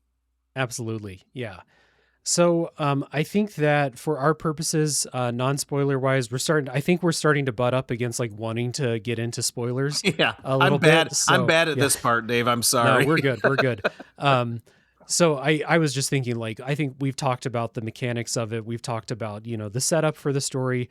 I think we're both ready to actually talk about like what is going on with Blake Manor and with the seance. So before we get there, who do you think you would recommend play this game? Is there a specific type of person? Yeah, I think, and this is going to be maybe the hottest take on the internet. No, That's what I I think, come to you, Brian Edwards, for the yeah, that's hottest takes on that's the me. internet. Yeah. Always bucking the trend. I think this is a really great game to recommend to somebody who doesn't play a ton of video games. To be Hmm. honest, I think that people that loved Where in the World is Carmen Sandiego would love this game. Um, Hmm. I think that I do think that like my wife ended up playing a significant portion of this game with me, watching along, reading things. So I think it has a unique avenue to people who don't often play a lot of games. But as far as like the people that listen to our podcasts and things like that, I think I would recommend like specifically for adventure game people, but also if you were someone like me who played the Blueprints and Outer Wilds and didn't want that notebook experience, want something a little less completely wide open ended, like this is a great mystery game for you. Mm-hmm. And I think that you'll get a lot out of it. And also like it's sizable too. It's not something that, a lot of times when you recommend an indie game and something it's a narrative based indie game, it's something that you're going to pick up and play in a sitting or two, right? Like this game has a real 20-ish hours of content to it, so you get a lot of Mm-hmm. bang for your buck there too. So yeah, mystery game folks, people maybe who didn't click so much with the Outer Wilds and Blueprints, I think this might be one that you could sink your teeth into. Yeah, it's a good point with people who don't play a ton of games too. Like it would be a good one to play with a partner Hmm. or a friend who doesn't play a lot of games because it requires so little of you. There's no reflexes required. You can sit and think and time will not pass. Like anytime time passes, it's because you're doing something. You Yep. chose to do that. So there's not a lot expected of you from that end. So I would recommend, like you said, people who like a mystery game, people who maybe don't want to have that notebook game. The story is really good. Like I really really enjoyed the story and all the mysteries and twists and turns that it took, and so I think that that's the main thing is recommending this game for the story, for the vibes, and then as a bonus, if you like that adventure game style, uncovering the mystery, then that's going to be extra for you for sure. So like this, it's one where it's like I have criticisms of the way it works mechanically. I didn't always love how things worked under the hood, but I was never like, I'm thinking about stopping this game. Like I was always in it to see Hmm. it through to the end because I wanted to know what was going on. So it's one of those where it's like this wouldn't be a 10 out of 10 for me like it was for a lot of people. I don't give number scores anyway though, so Hmm. that's not really a concern, but that's kind of where I'm at. Where it's like this game is good. I had a great time with it. A couple critiques, but that's the way it goes. So good game. I'm glad that you brought it as like, oh shit, this obviously affected Brian enough that he wants to come on the show and talk about it. So I'm glad you did. Glad the patrons voted for it. Got it here sooner rather than later. As always, thanks to the patrons as always, right? Because I'm glad to Yeah. be back, and yeah, I share. I share a lot of the criticisms that you have with it, but I think they just affected me in different ways. So yeah, Yeah, for sure. that's the way it goes. Mhm. So before we get into spoilers, as we do always talk about the work that the guest does, in case people are going to hop off, we want to hear we want to give them the chance to hear about the Character Issues podcast and Kane and Rince and anything else that you're working on. So please tell the people about the podcasts and where they can find them. Yeah, thanks. Always a pleasure to be on. The Kane and Rince podcast is a podcast that's been running long before I joined it. And you could follow that over on any podcast feed that you have. We do deep dives on games, one game an episode, not unlike Tales from the Backlog, where we panel of about four of us, normally four, sometimes three. We'll just kind of go through our histories with the game and kind of go over granular detail, all of our thoughts about it. And we do 50 episodes a year. I'm on about 20 this year, which it tends to be the amount that I manage to strong arm my way into. So that's what I call the serious podcast in big air quotes. And then the other podcast I have is a comedy podcast called Character Issues that I do with my friends Leah and Rich, who are also on Kane and Rince, where we are building a list of and ranking every video game character ever. Which is a task we're totally gonna finish. We're gonna absolutely do all of them. Eventually, all of these people from Blake Manor will be on the list. We've got a list of about 187 characters right now. We're recording episode 88 next week, and I realize that we're like crawling towards that 100, which I am shocked we ever got to. But the only reason we did is because the people that listen to us are awesome. Our community is wonderful. And because of them and suggestions from them, we just started a YouTube page. So far, we're only putting up the audio versions of the podcast on YouTube. We have talks about doing video in the future, but it would be, if you want to do a personal favor to me, your boy, Brian Edwards, you could go over to the Character Issues YouTube page and you could watch the new series of videos that I've been putting up called The Retro Rodeo. Yes. Which is much like the Character Issues podcast. I'm going to play and rank every game from the Atari 2600 to the N64. And something that's definitely going to see through to the end. 100% possible. Should have it knocked out by the end of next week. But I've been recording these videos like 3-4 at a time, and I'm learning about how to make videos, Dave. And what I'm doing, I built for the next episode, which premiered will be after this podcast came or before this podcast came out. I built myself little spinner wheels to select the console and the game now. Like I got a light, I got a streamer light. Like, I mean, we're doing stuff. I mean, it makes me look pale as a ghost. I got to figure out the settings still, but we'll figure it out. But if you listen to even one of the things that I was involved with, like Tales from the Backlog or Kane and Rince, I'd be thrilled. And just continue, please, to support the people that do these independent things, because I'm not sure about all you listening. And again, I know this is not my audience. Man, these shows like this are what helped me get through the week, man. And I love Tales from the Backlog, and I'll talk about it. We're coming up. We're going to talk about the Discord, friendliest place on the internet. I say it every time I'm on the show. The Tales from the Backlog Discord is like the greatest place to exist online. So if you're going to do anything, support them. And then if you got some time, come listen to our bullshit over on our site. Well, I appreciate the kind words, and the Discord server is public and open to all who want to join. I agree with you. I think it's a very friendly and cool place to hang out. I love it over there. Thank you. But let's not skip over Character Issues in Kane and Rince. As you said, Tales from the Backlog may help you or other people get through the week. Kane and Rince and Character Issues do the same thing for me. And as I think I've said it every time you've been on the show, and I'll keep saying it, this show would not exist in this form without the Kane and Rince podcast. Just straight up. One of the two primary starting points for this show was I wanted to have conversations like Kane and Rince. So thank you and to the rest of the crew over at Kane and Rince, everyone who's been on that show through the years.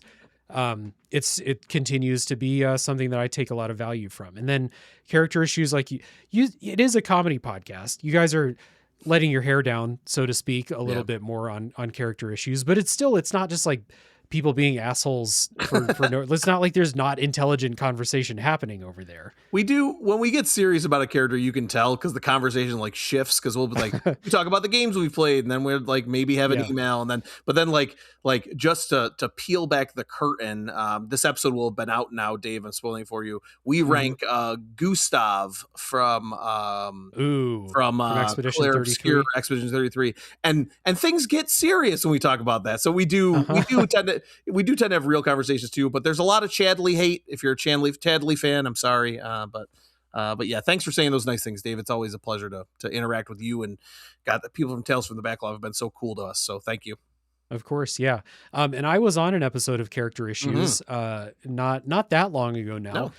I was on to rank. I brought Iris from 1000 Times Resist to the big character rankings. Iris is still in the top 20. I'll have you know. Ooh, she deserves it. Yeah. Very lofty position. Well earned. Lofty position. Yes. Love it. And I love to see Chadley down in the in last place for all eternity. I don't know how no one could go below Chadley. I can't think of any video game character. No. We've got some real dregs of society down there that still manage to stand on his shoulders. Yeah. Trying to remember, did you rank Hitler from Persona 2? No, or Persona 3? Not yet. It's one of those Persona games. Hitler is a character, so maybe Hitler might challenge Chadley for the bottom spot. We've talked about this. If it happens, we'll have to have a real conversation. Yeah, that's when Character Issues is going to get real. Good stuff. Well, as always, I'll put links down in the show notes to Character Issues, to the YouTube channel. People can check out your very realistic goal of ranking every game that released up through the N64. I'm up to 13 games now, Dave. We're on a hot streak. You're almost done, dude. Yep, exactly. You should be proud of that. Thanks. So Character Issues, the YouTube page, and Kane and Rince podcast, of course, down in the show notes. People should go check those out. And I've already done my plugs, so it is time for us to take our spoiler break. When we come back, it's going to be full spoiler time, and I want to be very clear here. I mean full spoiler time right away this time for the Séance of Blake Manor.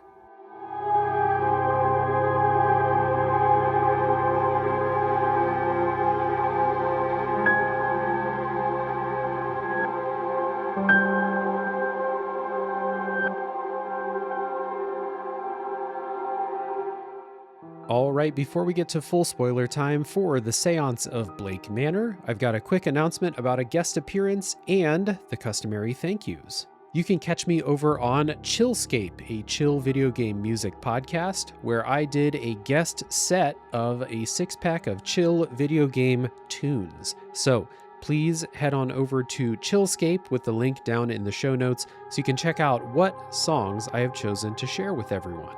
And as always, I'd like to say thank you to the wonderful patrons who help support the show. Patrons such as Chris Nelson, Zulgeek, Chris Copleen, Rick Firestone, Nick Fakori, Soccer, Cupcake, Kyle, Christian S., Matt aka Stormageddon, JD, Doug Leaf, Jason Emery, Brian Skirsha, Jenny E., Marcus O'Neill, Stefan, Drellish, Rigamort, Silcanet, Levi, John E., Aliasi, Joseph Hooper, Aaron, Squill, Alan Kress, Doug T, Retro Overdrive, One of Many Tots, Magic Crow, Curly Bright, Ian L, Steve Yeager, Trash Dog Actual, Delaney and Jack McBride, Ethan Young, Michael Lassen, Michael Matuzak, Keith B, A Quack a Day, Bacon, Egg, and Cheese, and many more. Again, a big thank you goes out to everybody who's supporting over on Patreon. It helps out in a lot of different ways, and if you out there would like to join them and get some cool treats in return, patreon.com/realdavejackson is the place to do that.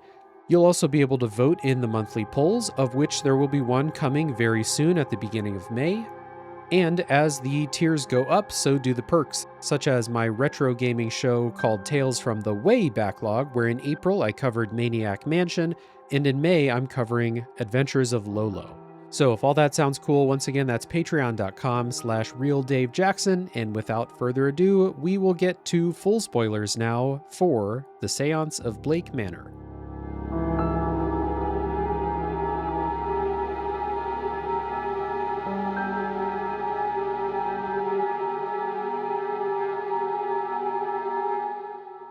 All right, folks, we're back. It is full spoiler time for the Séance of Blake Manor, and the customary disclaimers are in place. As always, we are not going to talk through the game in a linear fashion.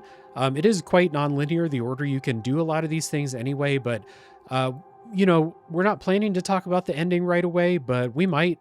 So full spoiler warning. And then with this game especially, I always kind of say this, but with this game especially, there's so many characters, so many storylines. We're not going to talk about all of them. This is not the comprehensive explanation of the story of the Séance of Blake Manor. We're going to talk about some of our favorite big moments. We're going to talk about some of our favorite guest storylines, and then we'll talk about the ending, of course. So, with that being said, want to start with maybe a little lightning round ish, but we can dive in if any of them require that. Brian, what was when I ask you what was one of your favorite moments other than the ending of the Séance of Blake Manor? What pops to mind?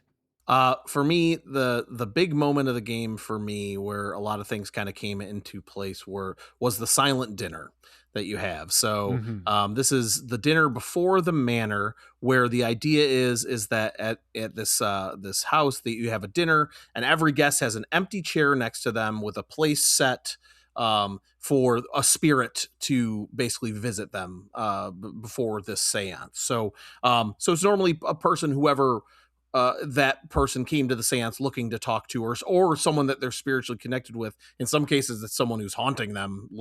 legit haunting them. Um, Yes. but for Dean, not Dean, that's Evelyn Dean. For Declan, thank you, jeez Almighty.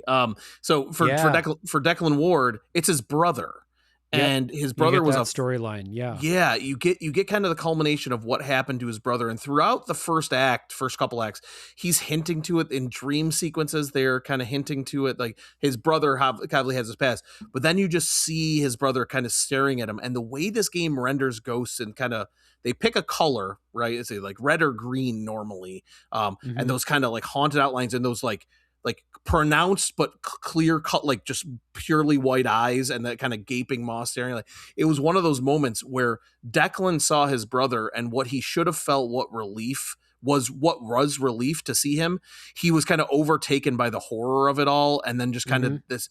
He's supposed to not talk during this silent dinner, so I'm not sure if he was actually saying this out loud or what his thoughts.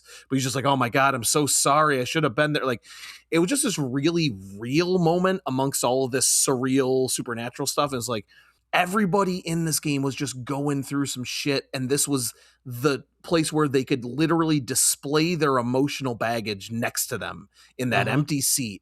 And I just loved that moment. I absolutely loved it. It just like it brought me back around, because that was kind of after a little bit of a stretch where I felt like I wasn't doing a whole lot, or maybe I wasn't unveiling enough new mystery. And then that happened, and I was Yeah. like, okay, I'm just like, I'm full on into the end. Like I want Declan to survive. I want to save as many people as I can. I want to figure out what happened to Evelyn, all those things. But yeah. Yeah, because the silent dinner is the end of day 3. Yeah. It's the thing right before the Yeah. seance. And Yeah. so if you and I both skipped a bunch of time because we felt like we had nothing to do, Yeah. we skipped up to the silent dinner and Mm-hmm. then did that. And it's a good point that the silent dinner is like, yeah, it's the thing. I'm going to go there. Miss Joyce is going to slip me a key so I can get into the Blake residence Mm-hmm. and get in there and do that thing. And so you're like, all right, fine. I'll go to the silent dinner. I'll sit at the table. And this game does this several times where like, you know that supernatural stuff is real, but they like put it right in front of you and you're Mm-hmm. like, oh fuck, it's like real. Yeah. It's And right so here. Yeah. having that dinner table with guests and every empty chair filled by a ghost and they're all just looking at you, like that moment, the first night, the dream that you have the first night, the one where I forget her name, but the one who's doing the bathtub ritual to summon the Oh yeah. ghost, Yeah. Oh, I'm gonna fail on her name too. Quinn is her Oh, name. Yeah. Quarantine Quinn. Yes. Yep. Yeah, her thing, like there are times through this game where they're like, no, this shit is like extremely real Mm-hmm. and the ghosts are at the table looking at you. And it's cool too because like we didn't really mention this in the non-spoiler part, which is fine. It was a nice thing to discover along the way. Like you get to the manor and you're like, oh, all these people have all this fucking baggage and they have these ghosts haunting. So many of them literally are being haunted by dead lovers or Mm-hmm. like family members, or like in some cases, like Miss Quinn's family is cursed by someone that her ancestors wronged like Yeah. generations ago, like that shit. But you're like, me, Declan Ward, everything's cool with me. Mm-hmm. And then it turns out, no, Ward is just as haunted by his past as everybody else. Yep. and the slow reveal of that is really good throughout the game. And yeah, it all coming to a head at the silent dinner, where he had like lost his composure privately, like after the Yes. dreams and stuff like that. But this is like the silent dinner. It's the most public, and you got to be, mind your P's and Q's at this fucking thing. And he's, like you said, I don't know if he's actually saying it out loud, but he's freaking out at this Yeah. silent dinner about Yeah, it. it does that big reveal that, like, him and his brother were firefighters together. His brother, whose name is Eamon, I believe, Mm-hmm. perished in one of the fires, which led to Declan quitting and becoming a detective. Like, that's how he got, Yeah. very, not unlike Bob Hoskins and Who Framed Roger Rabbit. Dave, his brother died, and then he went on, he soldiered forth. Mm-hmm. But yeah, no, it was moving to me. It was literally, it was a powerful moment for me in Yeah. that game. It reinvigorated me after, like you said, that kind of waiting period. So yeah. Yeah. Very good. Very good right there. I've got a couple moments that are like not quite as deep, but shocking. The ball at the end of Whew, day yeah. 2, Yeah. where um, everyone's just on like same in 1897, same today. The elites are on the best fucking drugs, Yeah. and their events are fucking wild. Their ball, they have this just hallucinogenic fucking this drink that gets passed around, and you go through like this dream sequence or this hallucination sequence where you're like in some weird dream space, but like it kind of resembles the thing you dreamed about the night before. So it's like, Mhm. how real is this? And you're going around, everyone's wearing costumes. And so you're going around and you're seeing people with these fucked up like costumes on, and talking to everyone. You're like, I think that's Mr. Varley under there, or Yeah. like other characters. The ball that was shocking because it's like, oh, it's a ball at this rich manor. It's going to be Yeah.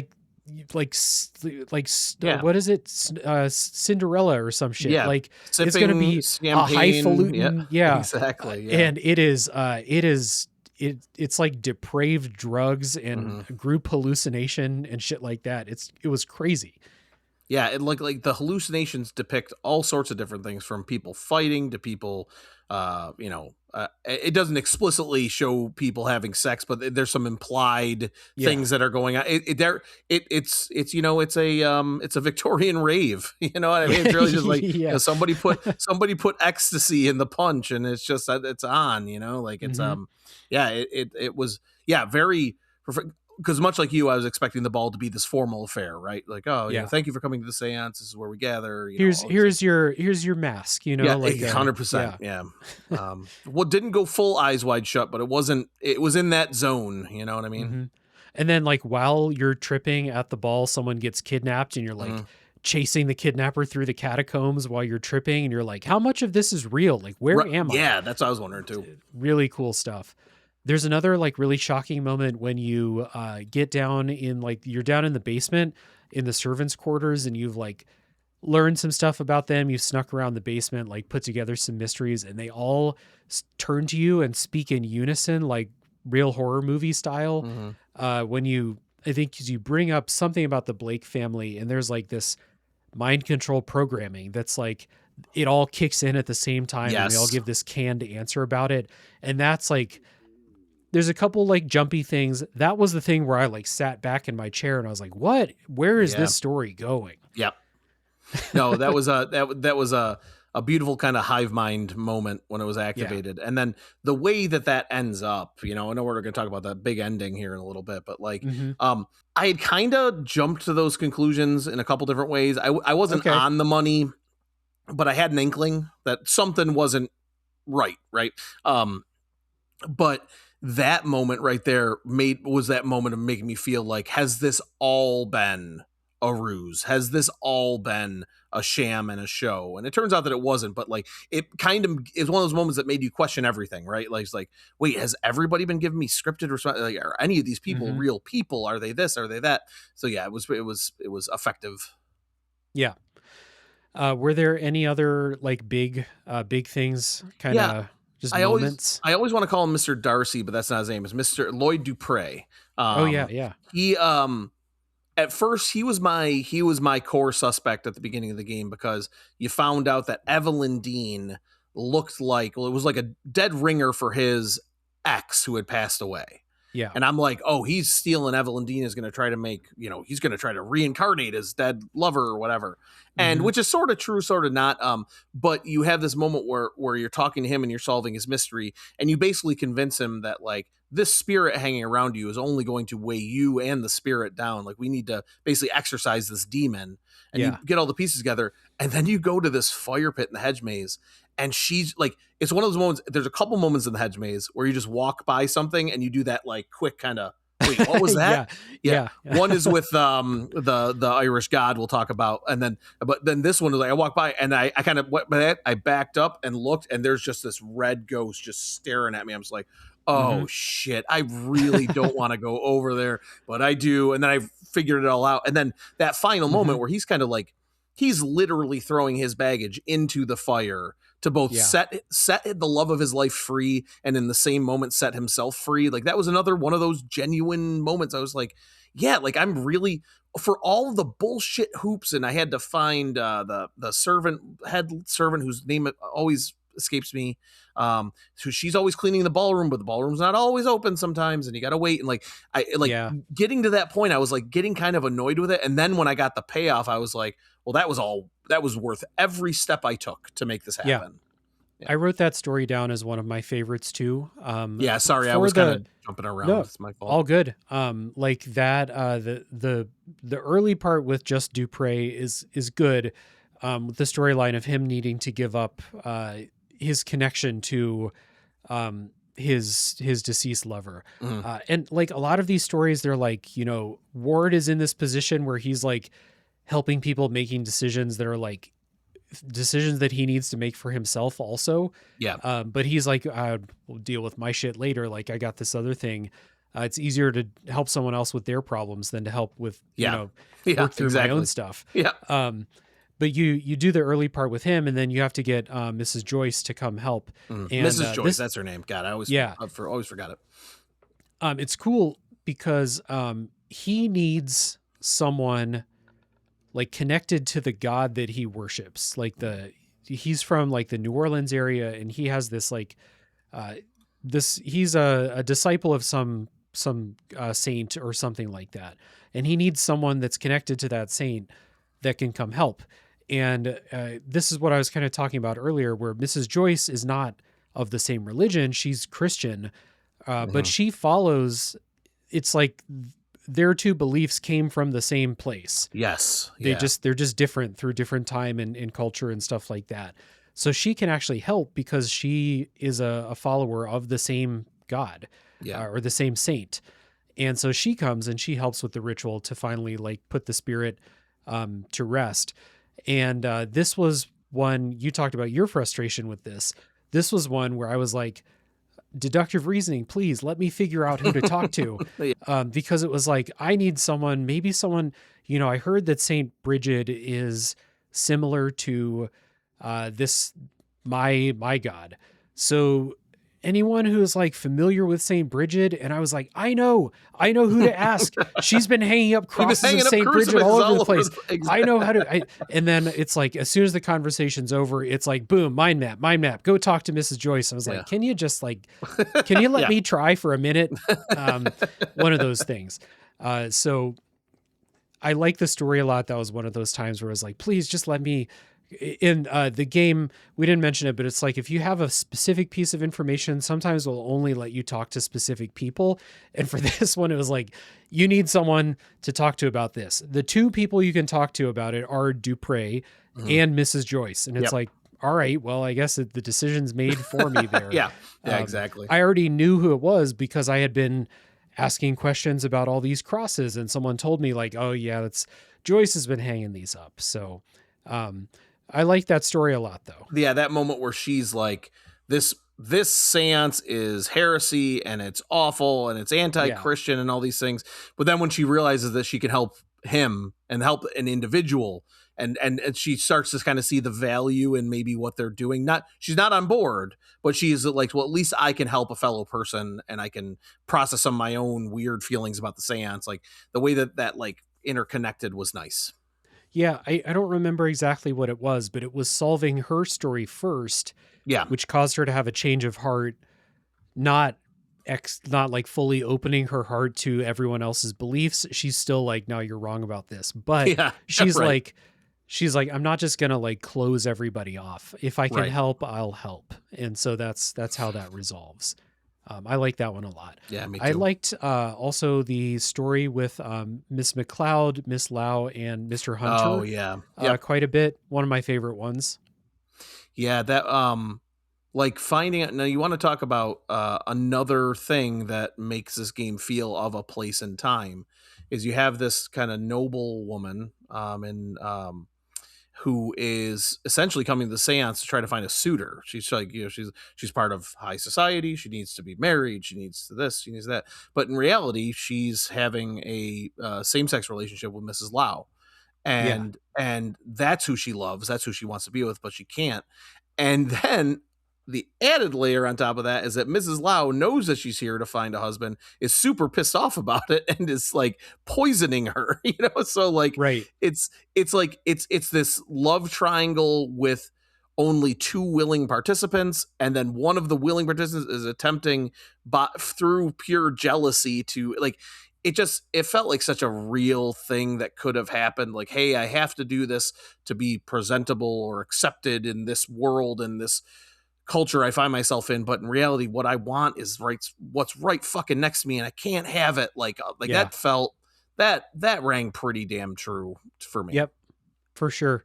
The thing with that poisoning is that McLeod has like she's the one who can see the future. She gets these Hmm. visions, and the poisoning is blocking those. Yeah. So it's not like trying to kill her. It's just like stopping those Oh, right. visions. Yeah. Um, but it's still, it's like Mrs. Lau is wrong for doing that. Like Mm. for doing that, and McLeod is wrong for lying about why she's at the séance Yep. to Lau. Neither of them are telling the truth to each other. So like their resolution is, along with Mr. Hunter, you get them to tell the truth, apologize to each other. Yeah. Um, and they were being, I think that McLeod was being blackmailed by Evelyn Dean, who Mm. one of the big surprises while playing through the story is learning that Evelyn Dean is a real piece of work, Yeah. like not a nice person. No, yeah, she sucks, and and it becomes apparent through almost every mystery that she's kind of Yeah, an unpopular, conniving, backstabbing person, which yeah, then leads to the realism of when she disappears, everybody just kind of being like, "All right, yeah, damn, yeah. see ya." You know what I mean? Like Yeah, they're oh, her? Yeah, I guess I yeah, haven't seen her in a couple yeah. days. Life's been all right Yeah, without her yeah, around. yeah. Oh, well, I was trying to avoid her. I just thought I was succeeding, Yeah, yeah, that yeah, so she turns out like you don't expect that again, like subverting some expectations. You don't expect the quote unquote, damsel in distress, to end right. up being but that's every character in this game, right? Like every single one of them has layers that you could view them from positive and negative angles, some more than others. But Mhm. but yeah, it's like everybody's got blood on their hands in some shape or form in this game. Yeah, yeah, this was that storyline with McLeod and Lau and Hunter. That was the one where, like, as I was saying it in the non-spoiler part, you probably were like, "Is that's the one?" But it's like you have to find this false brick in the Hmm. catacombs where they're hiding the blackmail letter, and like I knew it was there. I went down, I saw the brick. It's a different color, but I Yep. can't click on it. It's like, come on, Ward. Ward's got eyes. He can see Yeah. there's something wrong with that thing. Pull Yeah. that shit out.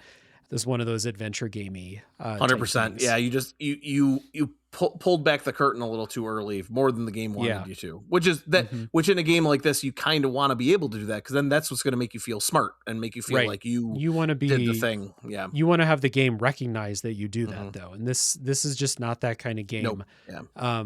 But with how complex and how many moving parts there are in here, like I feel like that's kind of bound to happen to someone at Hmm. least once. Sure. Yeah. Um, yeah. Yeah, like I said, it happened to me with a conversation that I had. Yeah, I already spoke about that, where I Hmm. knew exactly who was the person who had argued with Evelyn Dean, but I could not talk to them about it yet. So, Yeah. yeah. Did you have any other guest storylines that jumped out as just really fun or affecting or anything like Well, that? so yes, but it's disappointing because it's the one I didn't finish, which Oh, would right. be Yeah. what's his name? Is it? It's O'Finn. I can't remember his first name. Oh, Brian. Oh, My the, brain. Dom Hollow Finn, the the druid druid. kind of priest there, Okay. the Irish traveler.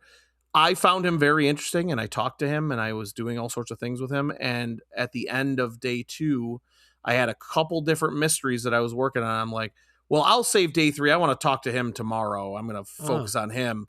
And I went and I think I did. I forget which one I did in the interim or what progress I had made. And then the next day, they're like, hey, someone's missing, but we don't know who. I'm like, oh, okay. Yeah. And then within about an hour and a half, I'm like, are you kidding me? I It's the chose like one. I had to flip a coin, and I flipped the coin in the direction of the guy who got kidnapped. Yeah. So I was never able to finish this story, which is really unfortunate. I watched it afterwards. I looked it up just to see. Mhm. And this is a game that I may go back to at some point in the future. But I may have to forget a lot more about it before I try to do that again. Yeah. But that will be my primary goal in going back through, is seeing that all the way through. But his is really cool because that's where you learn about a lot of the Irish gods and these Irish history Mhm. and these old gods and these earth. And he has these magical items that he has in his room, his staff and his it's like a circlet kind of crown thingy. Yeah. That really do impact parts of the story. And so everything around him I found interesting. I loved talking to him. I just apparently didn't do it enough in those first 2 days. And then I found him in a tube of green goo at the end. But Yeah. I did save him. But yeah, it was didn't learn Yeah. more about him. He was fun. I must have wrapped it up with him like a little bit earlier, but I don't remember a whole lot about the story. I remember how it ties into like the main plot where you like use his staff and you like Yep. they tie in like the ancient writing system and you like learn how to read that thing to some degree. Again, one of those things where like if this was blueprints, they would have made you like copy down the alphabet and actually learn to read it. Yeah. But Blake Manor is like, you Word could figure it out. Yeah. So you got those. Some other like lightning round ones that I thought were fun, but I don't need to spend a bunch of time on. I thought the adventures in Gnosticism were really fun Mhm. with Synod and Yeah. the servant that like Yep. he like wrapped into his plan to find the I forget exactly what he wants to find. He wants to find an aeon. That's what they call it. Yep. Yeah. Essentially an angel, right? Like a biblical angel Yeah. he's looking for. Yeah. And another thing, it's like I've learned everything I know about Gnosticism through video games, and this is just another one of those in here. So that was fun. Mr. Scarrett has this like fucked up plan to be remembered by everybody, which Yeah. involves dying horribly at the seance in Yeah, front of he's going to be the everyone. first person to turn into a ghost and communicate with the living at a séance, I believe was his Yeah. plan. Yeah. Um, Oh uh, yeah, it's coming back to mind. His plan is to kill himself yes. right before the Yeah. seance starts, so that by proximity he's the one who's resurrected. And Declan's like, why don't you just open up a hospital? Yeah, Like, why man. don't you just Y- donate a Yeah, wing? Like, go down in history as open a funding, school, brother. Come Yes, on. exactly. Like, why don't you just, I don't build a library, put your name on the front. Everybody will remember you. Yeah, that's what people do around here. They build hospitals and they name it after themselves. um, and then once he kind of comes to that realization, he's like, well, I guess that would be a better use of my time and money. And we're like, yeah, Yeah. that's about right. Yeah. I'm glad it didn't take that much convincing to get you there, man. um, yeah, I'm trying to think. One of the ones I referenced early, and I'll be very brief, was the Hazel Erickson storyline. That was the Yeah, one they kind the of first walk you. one. Yep, they walk you into that one right away, and even though she she basically is pretending that she really wishes she had magical abilities, and Yeah. she's trying to kind of con everybody that she is. But the reason I reference that one is that, and I mentioned it in the first half too, it does kind of kick everything off as kind of assume that everybody's lying about something in this game, or Mhm. everybody's hiding something in this game. And then when you find out, her kind of coy matter of fact, it's like, oh well, he found me, I won't go, but I'm not leaving. Like she's Yeah. like kind of defiant and angry, and like the way somebody would be. Like if like you uncovered somebody's dark secret, they're not going to be like, haha, you got me, let's have a beer. Like she's just like, no, fuck you forever. Yeah. I'll never forgive you for this, but I won't get in the way because I don't want you to out me fully, kind of thing. Right. Yeah, really, really cool stuff there. And then Yeah, but those the rest, I don't want to say the rest are forgettable. It's just they don't stand out to me. The ones specifically were Mr. Darcy and Lau Hunter, and I always forget her name. McLeod. McLeod, thank you. Those are the ones that like I really latched onto. Yeah.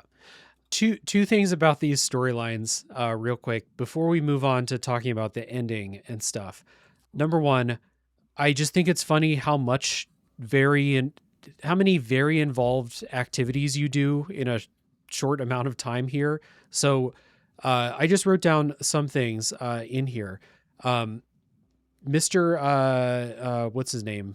Your character, Mr. Ward. Ward, yep. Ward does he exorcises a ghost from a woman who's being haunted. He summons an angel for Mr. O'Meara. He learns to lucid dream, becomes very good at lucid dreaming.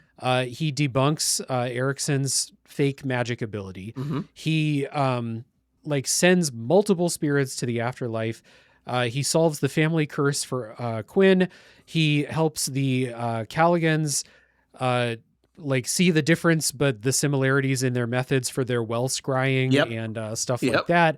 He solves the future sight. He possibly finds a Gnostic Aeon. Like, all of this shit is real, and you do all of it, like, because of the way the time system works, it's like you could do half of those things before lunchtime in one day, and Ward's just zipping around doing all of these like wild fucking things. Again, all of it's real. And you play a magic piece of music in the basement on a piano to get the curse out of a vase. Exactly. All of these things, not only are they real, Ward gets them done in like record time. He's super efficient with all of this. It is Backlog for sure with that.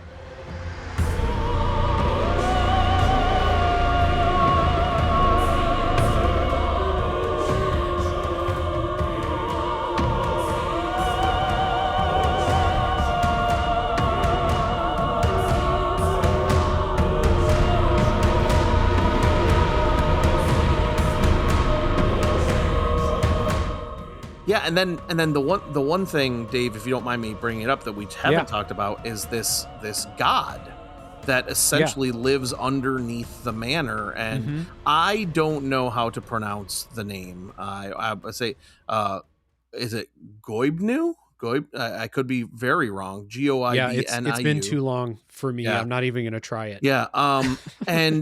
And essentially, like, the first time you ever see him is one of those moments in the hedge maze, as I was alluding to before, when you walk by this big anvil and just out of the corner of your eye, you see this big Thor-looking guy just banging a sword on it. And then when you turn, he vanishes and you're like, what is going on here? And then you find out that he does weave into the big finale, the revenge plot, whatever you want to call it. There's multiple characters with multiple motivations there, and he is one of them. Very, very interesting stuff. Yeah, that folklore about how the humans came to live on the earth or on the surface or whatever. How they, it's a folklore story that I love. Like, the humans and the gods, they were warring, and they came to a truce, and the humans tricked the gods into living underground, and that's why humans live on the surface. But these gods live underground. And again, because it's the Séance of Blake Manor, it's all real. There are gods living underground. And this one has been trapped, like, above. Like, it stayed behind when all this shit happened, and it got trapped here. And so the culprit is going to use that as a way to get back at Master Blake and exact his revenge. Before we get there, before we talk about the culprit, you had mentioned, because this is a mystery game, you had mentioned some of your theories and things that you found out. Like, so you had Dupre pegged at the beginning as like someone of interest, and then it turns out he has nothing to do with it really. Before we say who it is, did you have any other like people that you were like, sure, like this is the guy? Nobody that I was sure. The person that ended up being the culprit was on my short list, but I hadn't thought this is the guy or gal officially. I always had in the back of my head that maybe Evelyn Dean was behind somehow all of it, because she was a character I knew the least about. I mean, I found out a lot about her, but I never talked to her.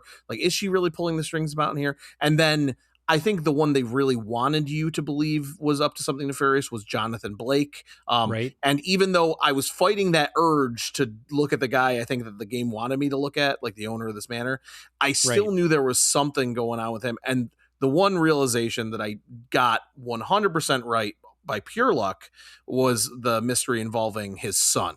That one I had that one I had like said out loud to my wife, like what That the reveal is, and I you don't think the kid is real? yeah, I said this kid's either are like I thought we were gonna get a Mrs. Bates moment from Psycho where like his Mm, skeleton was in a wheelchair in the corner of the room okay. and he was caring for his dead son. Like that's what I Yeah. thought. But to me I was like, that kid doesn't exist anymore. Like there was something terrible happened to that kid. And it turned out I was wrong, but right somehow too, because the kid never existed. Right. So yeah. So that's Not to take the big reveal from you. At least no, that's one of the reveals. we're here. Yeah. Well, that's one of the two big reveals. The first one is who the culprit is, but the other one is that you go through this whole game. You have like this big list of characters that you interact with, and like for a while, Jonathan Blake is unavailable to talk to. So he's a suspect because you've ruled out a bunch of other people. He Mhm. seems to fit most of the things you learn, like about the suspect, that they have a certain shoe size, that they are a Christian, I think it was. There's a bunch of things that you learn. And then it's like one of these days I'm going to get into the Blake residence part of the manor, and I'm going to get to talk to Jonathan Blake more, and I'm going to get to finally talk to this kid. Yep. Um, and it's like I never thought the kid was the killer, because like it's like the Yeah. killer picked up Mr. O'Finn and like heaved him over his shoulder and carried him Mhm. away. Like the kid's not doing that unless it's something supernatural. Yeah. Also, at the end, I had everyone like eliminated conclusively except for the two Blakes, the kid and Jonathan Blake, and Miss McLeod. She, for Mhm. some reason, I like didn't find something to eliminate her, but it's like she didn't pick up Mr. O'Finn and Yep. carry him away, so she's fine. And then the other one that I didn't eliminate is Mr. Coventry, Yep. who is the culprit. And I think he's just so anonymous that like I didn't even look at him on the sheet half the time, No. because Yeah. he's just a dude. Like there's nothing that stands out about him. Yeah. Nothing interested me about that guy until the end. And it's honestly, it's a great job by the game of deterring my attention from him. But Yeah. also it was a little disappointing too. Like if I got down there and then like suddenly, Mr. Dupre turned around, I would have been like, you son of a bitch. You know what I mean? Like I would Yeah. have like felt a little more something. But then when Coventry turned around, I was like, well, yeah, okay. You know what I mean? Like, yep, okay. Like it wasn't, Yeah. I didn't find it to be this massive reveal. To me, in kind of like that tale where there's those multiple reveals, the more impactful one was with Jonathan Blake and his son, for Yeah. sure. Um, Right. but yeah, it's an interesting final section, I'll say, Uh-huh. because it goes from not to if you were going to say all this, I apologize, Dave, but like No, you're good. you go to the Blake residence and time kind of stops, right? Like the clock is going all wonky at the top. It's not, Hmm. you're basically the game. That's the game telling you take as long as you need in here. You need to Yep. find everything in here. Click Look on at everything. Yeah. everything. Yeah. And then you get this revelation. And the only thing that I could see, unless you're a better man than I, Dave, that would link Coventry to the Blake child being not real or like a figment of his imagination was the paint, because Coventry was a painter in his room, and Yep. on all of the paintings in the house, you can look at some of them when you're in the Blake residence, the sun has been painted into them on top of the original painting. Right. um, Hmm. which I thought it was an interesting idea, and very cool. But then I was like, well, how did he get them to believe it? And then it goes down. You get that whole. It's like revelation after revelation after revelation. Kind of Yeah. in quick order. The thing about Coventry that made me like, it almost tricked me into crossing him off, because you can like manually cross people Yeah. off on that thing, and you can be wrong about it Mm-hmm. if you cross the wrong person off. They almost got me, because one of the things about the killer is that they were in mourning, Mm-hmm. and Coventry, his story was that he had recently lost his wife, and so I was like, okay, mourning, Yep. obviously. And then like you go, this is one of those things, you know, if you need the answers, you go break in their room Yep, and exactly. go Yeah. snoop around, and you find he doesn't have any pictures of her. There's nothing to suggest that he is actually in mourning or that he had a wife. Hmm. So it's like, let me uncross that and wait for further information. And it turns out to be like just a nice bit of misdirection. Yeah. There's other ones where it's like the killer is Christian. Well, I'm not sure about some of these people. Or like Scarrett, he's a Gnostic. It's like kinda, but Yeah. not really Not Christian. really. It's like Yeah. close, but not really. So it's like cross off, leave it. Oh, no, we'll just leave him in there. And then after I learned, I was like, okay, Gnosticism again, refresh. You know, multiple gods. You know, one fake, one real. Like, okay, that's not Christian. We're crossing this guy off. Yeah. But yeah, so the story goes that God that was stayed behind to see off to make sure everyone else got through the portal to go down and live underground. It's still here. And Coventry figured out a way to kind of manipulate this god's power to make Jonathan Blake hallucinate that he had a son and that he lost his wife recently. So like this carriage accident that supposedly killed his wife and crippled his son happened, but like they twisted the events, or maybe it never happened, but like Yeah. Unclear. Yeah. that kid was never real. Yeah.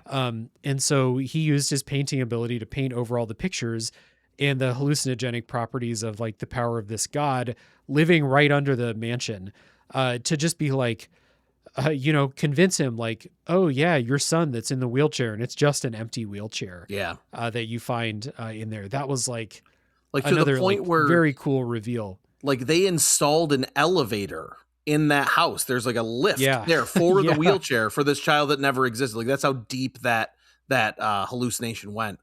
Right. Yeah, pretty wild stuff. A lot to take in a short amount of time. That might be my complaints, because I'm fine with most of the reveals. And the story, I really liked the ending story of this game. I think like the stuff, and then you get that kind of choice at the end whether or not to set the god free or to keep it banished or keep it captured.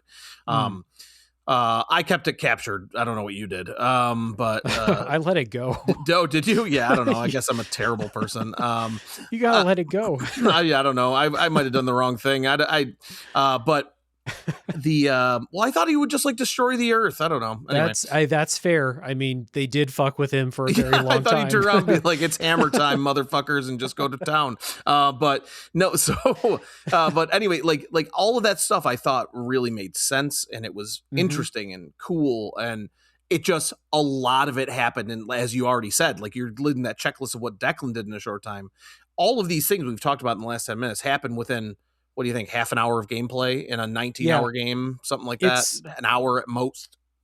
I would say the thing that worked for me with that is that there are a lot of new revelations, like who Coventry is. Like he's not actually, that's not his name. He's a Blake family member who's, I think the story goes that his father was like, he died either indirectly, something that Jonathan Blake's father did. And so he set out for revenge to, we're going to make Jonathan Blake go crazy, vacate this place, and then I'm going to move in and I'm going to take on his land and his titles and everything like that. So like that, all that stuff was new, but that's not so hard to get on board with. What works for me is all those other things about how, like, in order to accomplish this, he needs the blood of these 3 elder bloodlines. And that's why he kidnapped Evelyn Dean, who has this elder bloodline, and Mr. O'Finn, and then Jonathan Blake was the 3rd. But they had been talking about bloodlines throughout the game. I knew there was something special about Evelyn Dean's blood up until then. And so then it's like, okay, it clicks into place why these people were kidnapped. Coventry's motivation itself, family drama, not too complicated. Yeah. The kid's not real. Like, it's a big shock, but it's like, okay, hell yeah. We have a non-existent kid here. Let's go. 100%. Oh, that's awful. Also kick ass. Yes. Yeah. Okay, great. Yes. Yeah. This is getting weird in the correct way right now. Yes. Exactly. I was really happy with the way that the story got weird at the end. Me too. And then the seance, like, before you go confront, because I guess we haven't said it. If anyone's here, they probably know. In case they're listening to this because they don't care about spoilers, we hinted at it before, but the thing that you're doing is you're trying to convince people not to go to the seance because many people have a bad feeling that the seance is not going to go well. I forget her name, but the woman who's conducting the seance. Yeah, Miss Monta something. Yeah. Like I always forget her name. I've Should have written it down. Montavani, Miss Yeah. Montavani. She knows that she's going to die doing this. Her body's not strong enough to do this big of a thing. And so you're just trying to convince people to not go, where it's like, Erickson, she's like, fine, I'm not going to go to the seance. Just don't blow my cover for everybody else. Other people, it's like you convince them not to go to the seance because they were hoping to go to the seance to talk to a dead relative. Will you solve their dead relative problem? So now they're like, Yep. I guess I'm going to chill during the seance. Other people, they get, wards to protect them or something like that. So you're basically like saving lives, and there's that weird green goo device in the main thing in the hotel, in the main like entry area or whatever. And so you're trying to get people not to go. And then you go to the seance and you're like, okay, well, how dangerous is this thing going to be actually? And it starts and everyone who attended is immediately vaporized by the energy of the seance. Yeah, and that kicks off that ending sequence where all those dominoes start to fall down. And we didn't talk too much about the visual stylings of the game, but in the cut scenes, you can't even really call them cut scenes. They appear like noir comic book panels. Yeah. So like they'll appear like still images one at a time. And when they show Declan's reaction to the seance, just like, and the voice acting, as you said, it's just so good. And it was just in that Irish accent, like, oh my God, no. And you just see these green flames and just like it feels like a moment of real holy shit. Like this has gotten real in a hurry. And you knew you were building to that, but to me, it's a huge success because how do you spend all that time in the game building up to that moment and not have it kind of peter out and not pay off? Like that was a spectacle of a moment. Like bam, like it was awesome. And so like, I saved everybody who like had the option of not going and not being protected. I saved everyone. Like I fully depleted that thing. Yep. What if you still had like 8 people that you didn't do that with, like, and everyone just gets fried at the seance at the end? So there was a long play that I started watching that I ended up not watching. That was someone who beat the game in 8 hours, and they were literally escaping through every cutscene and clicking through every bit of dialogue, and they were just like trying to advance the time as quick as possible. It's probably like a speed run type thing, you know what I mean? Yeah. And I was like, man, this isn't interesting. This doesn't add anything to what I'm going to be able to say about the game, so I'd stop watching it. And it was literally this afternoon. I'm like, what happens at the end? And now I've bookmarked that. I'm going to go back and skip forward to the seance just to see what happens if you do nothing. I bet you all those people probably get incinerated, would be my guess. Right. And it was you're right. They built the whole game leading up to this seance moment, and they nailed like within the presentation that this game is dealing with. It's like, again, for some reason I forgot to loop us back to talk about like the visual style of the game, but you're right. It has those comic panels, but like other times people are standing still. They're not moving at all. It's almost like you're looking at cardboard cutouts of people. The game looks incredible. So it's like, I don't mind looking at it. Yeah. But there's not a lot of like movement and animation. And it's that weird thing game. like I'm holding up my hand, like people can see my hands. It's like that weird thing from Doom where you go around that sprite and it always turns to face you, wherever you're looking. Like it almost has that feeling like they're like everybody's just got kind of a 360 spinning wheel and they just follow you and look at you around the room. Yeah, exactly. Yeah, but like you said, not a lot of animation. Beautiful, but not a lot moving. Right. And so the way they sell like everything goes to shit so terribly at the seance, like the way they sell that within the constraints of the graphical style, the animations and stuff, it really works. And then you're like, everything's on fire. I got to get down and get down in this like basement where Coventry's doing this shit. And I think the way that I solved it, if I remember right, it's probably the way everyone does, but you like snap Blake out of what he's Mhm. doing, and he like tackles Coventry into this like pit of Yep. blood, Yep. and they both die in there, which is fucking wild. Yeah. And then so they like kind of spill, their fight spills into this pool of whatever, they die. And then if you've done it the correct way, you can save O'Finn and Miss Dean and get out of there. Right. Yeah, that's what I did. I know that there's a way to kill Evelyn Dean, or to not get there, or to not do enough to save her. I don't know Mm, what triggers that though, because that wasn't my experience. But I right. did see that in a playthrough that I was watching. But yeah, and then you beat feet, and it gives you kind of this great like almost Fallout 3 ending of like, this is what this character's doing now, Oh and this yeah, is what this character's doing it's now. Yeah. it's it's it made me think of like Remember the Titans. Like Yeah. Yeah. it's like this guy went to this college and played quarterback for 4 years or whatever, and it's like Exactly. it gives you that line of everyone who, I guess everyone who you saved at the Yeah. end, Yeah. what happened with their life afterwards, and it's like Mr. Scarrett, Yeah. He he did it. did open a school for underprivileged Yeah. children, and people remember him fondly. Yeah. So Yeah. like The there's Reverend's all just that walking stuff. a Yeah. dog like down a path, living a good life. He's just hanging Yeah. out. Basically everyone's like doing okay Yeah. in those things, because you solve their issues. So it's like the Quinn family curse gets lifted, and she gives her property to Miss Barbosa, Yep. and she goes and like lives in her ancestral land, and like everyone has these nice happy endings. Yeah. It was like really just really charming Mhm. after the horrors of the seance and stuff to be like, Seriously. yeah, Yeah. everyone's kind of okay. Yeah, it was a refreshing happy ending to what was like, where a game where I just assumed nobody was getting out of this thing alive, like, or at Yeah. least unscarred, you know what I mean? Well, the trauma will probably persist Yeah, after yeah, after anybody who what witnessed happened that out there. seance, they're never gonna be normal again. Yeah, But they're not going to have good dreams ever again. But oh man. but at least at least McLeod and Lau get to live Yeah. together, and Mr. Hunter works at their estate and kind of helps them keep their secret, I guess. So Yeah. everyone gets a nice ending, and the ending and Ward gets his own ending too, where he's sitting in a pub, and Evelyn Dean walks in to have a drink with him. So Yeah. it's like, oh, all right, Mr. Ward. Did you happen to notice how everyone said she was a horrible person Yeah. throughout Yeah. the course of the game? Remember But you the do you, buddy. blackmail that Yeah. she felt compelled enough to hide in a literal catacomb? You remember Yeah. all that? Yeah. Yeah.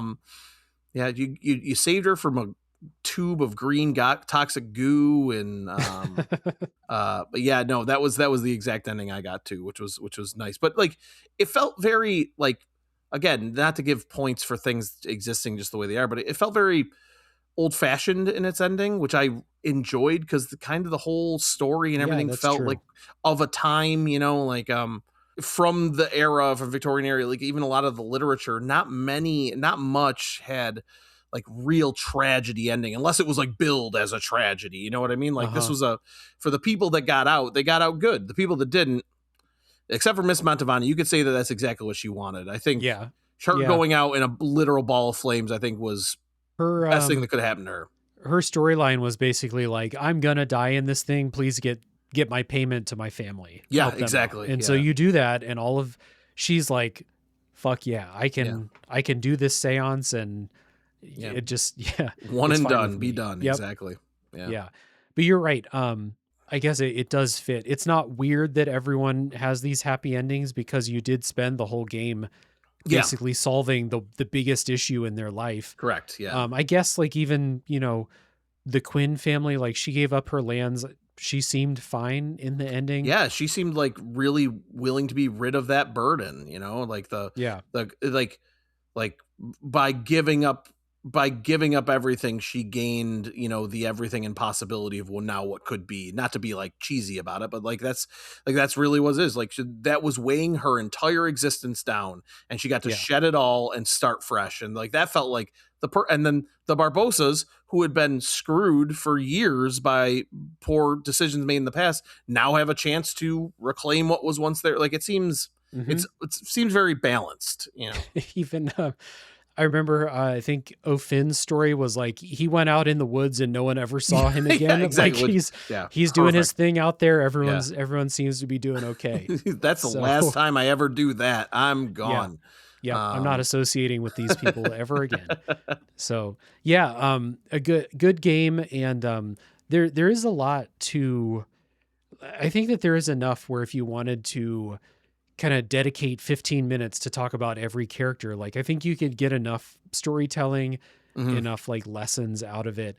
Yeah. That I think we said it earlier, but I think like the writing and like we praised like the interconnectedness of the stories, but like the individual stories themselves were usually really fun to uncover and eventually solve, even if even if they all were like, help me with my supernatural problem at the conclusion of them. Right. Yeah. They were a lot of fun. Yeah. Speaking of fun, Brian, this has been fun going through the Séance of Blake Manor. Oh man, it was awesome. Thank you so much for having me. Yeah, I appreciate you giving me the time as always. Again, bringing the game more to my attention, pushing it up the list a little bit. And it's just been a good time going through this. So thank you again. Yeah, thanks for having me, and thanks everybody for listening, and thanks you for inviting me on for whatever the fourth or fifth time. I can't remember what it is, but be happy to come back whenever you're willing to have me. Of course, yeah, we'll definitely have you back. And at the end, I'll remind everybody here to check down in the show notes as the music plays us out of the episode. Check for the Character Issues podcast. Check the new series on the YouTube channel that Brian's almost done with. Might be done by the time you hear this episode. This close. Yeah. I played Fighting Force on the N64 today. It was a revelation. Yeah. Nice. And then, of course, Kane and Rin's podcast as well. And you'll find a lot of podcasts that will be worth the time. So please check those out. Everyone who's here at the end, as always, you are my hero. And tune in next week for the next game to come out of the backlog.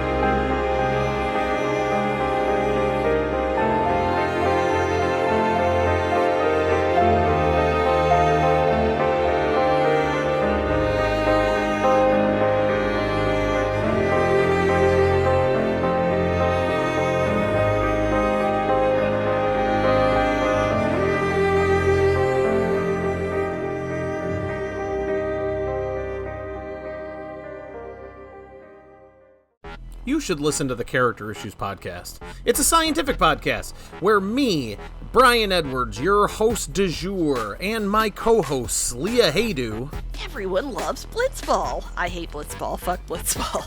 And Rich Davison. Are you implying that he intentionally tried to run over his daughter and then sort of bloviated a journey around Silent Hill to make sure that she could bleed out in the process? Work towards building a list of the greatest video game characters of all time. Every character will be ranked. Every character shall be ranked. You can find us on Apple Podcasts, Spotify, anywhere you find your podcast. Character Issues is available for download. So, if you're interested in the hard-nosed science and definitely not a comedy podcast hosted by a couple of numbskulls, you should check out the Character Issues podcast because, let's face it, it's better if you do. Hey all, this is Doug from Core Gaming, one of, if not the biggest independently owned retro and modern game stores in New England and nationwide at coregamingnh.com. We have over 40,000 items in stock ranging from Atari to Switch 2 and everything in between, as well as manuals, empty boxes, old magazines like Nintendo Power, trading cards, dice, collectibles, 2,000 Funko Pops, and more. We've been around for about 15 years and we're opening our third physical location soon. And because you've made the same smart choice as me, listening to Dave on Tales from the Backlog, you can use the coupon code BACKLOG and to get 10% off any purchase of any item anytime at coregamingnh, like newhampshire.com. Thanks for listening to me talk about my favorite store, and now you can get back to listening to podcasts about my favorite thing, video games.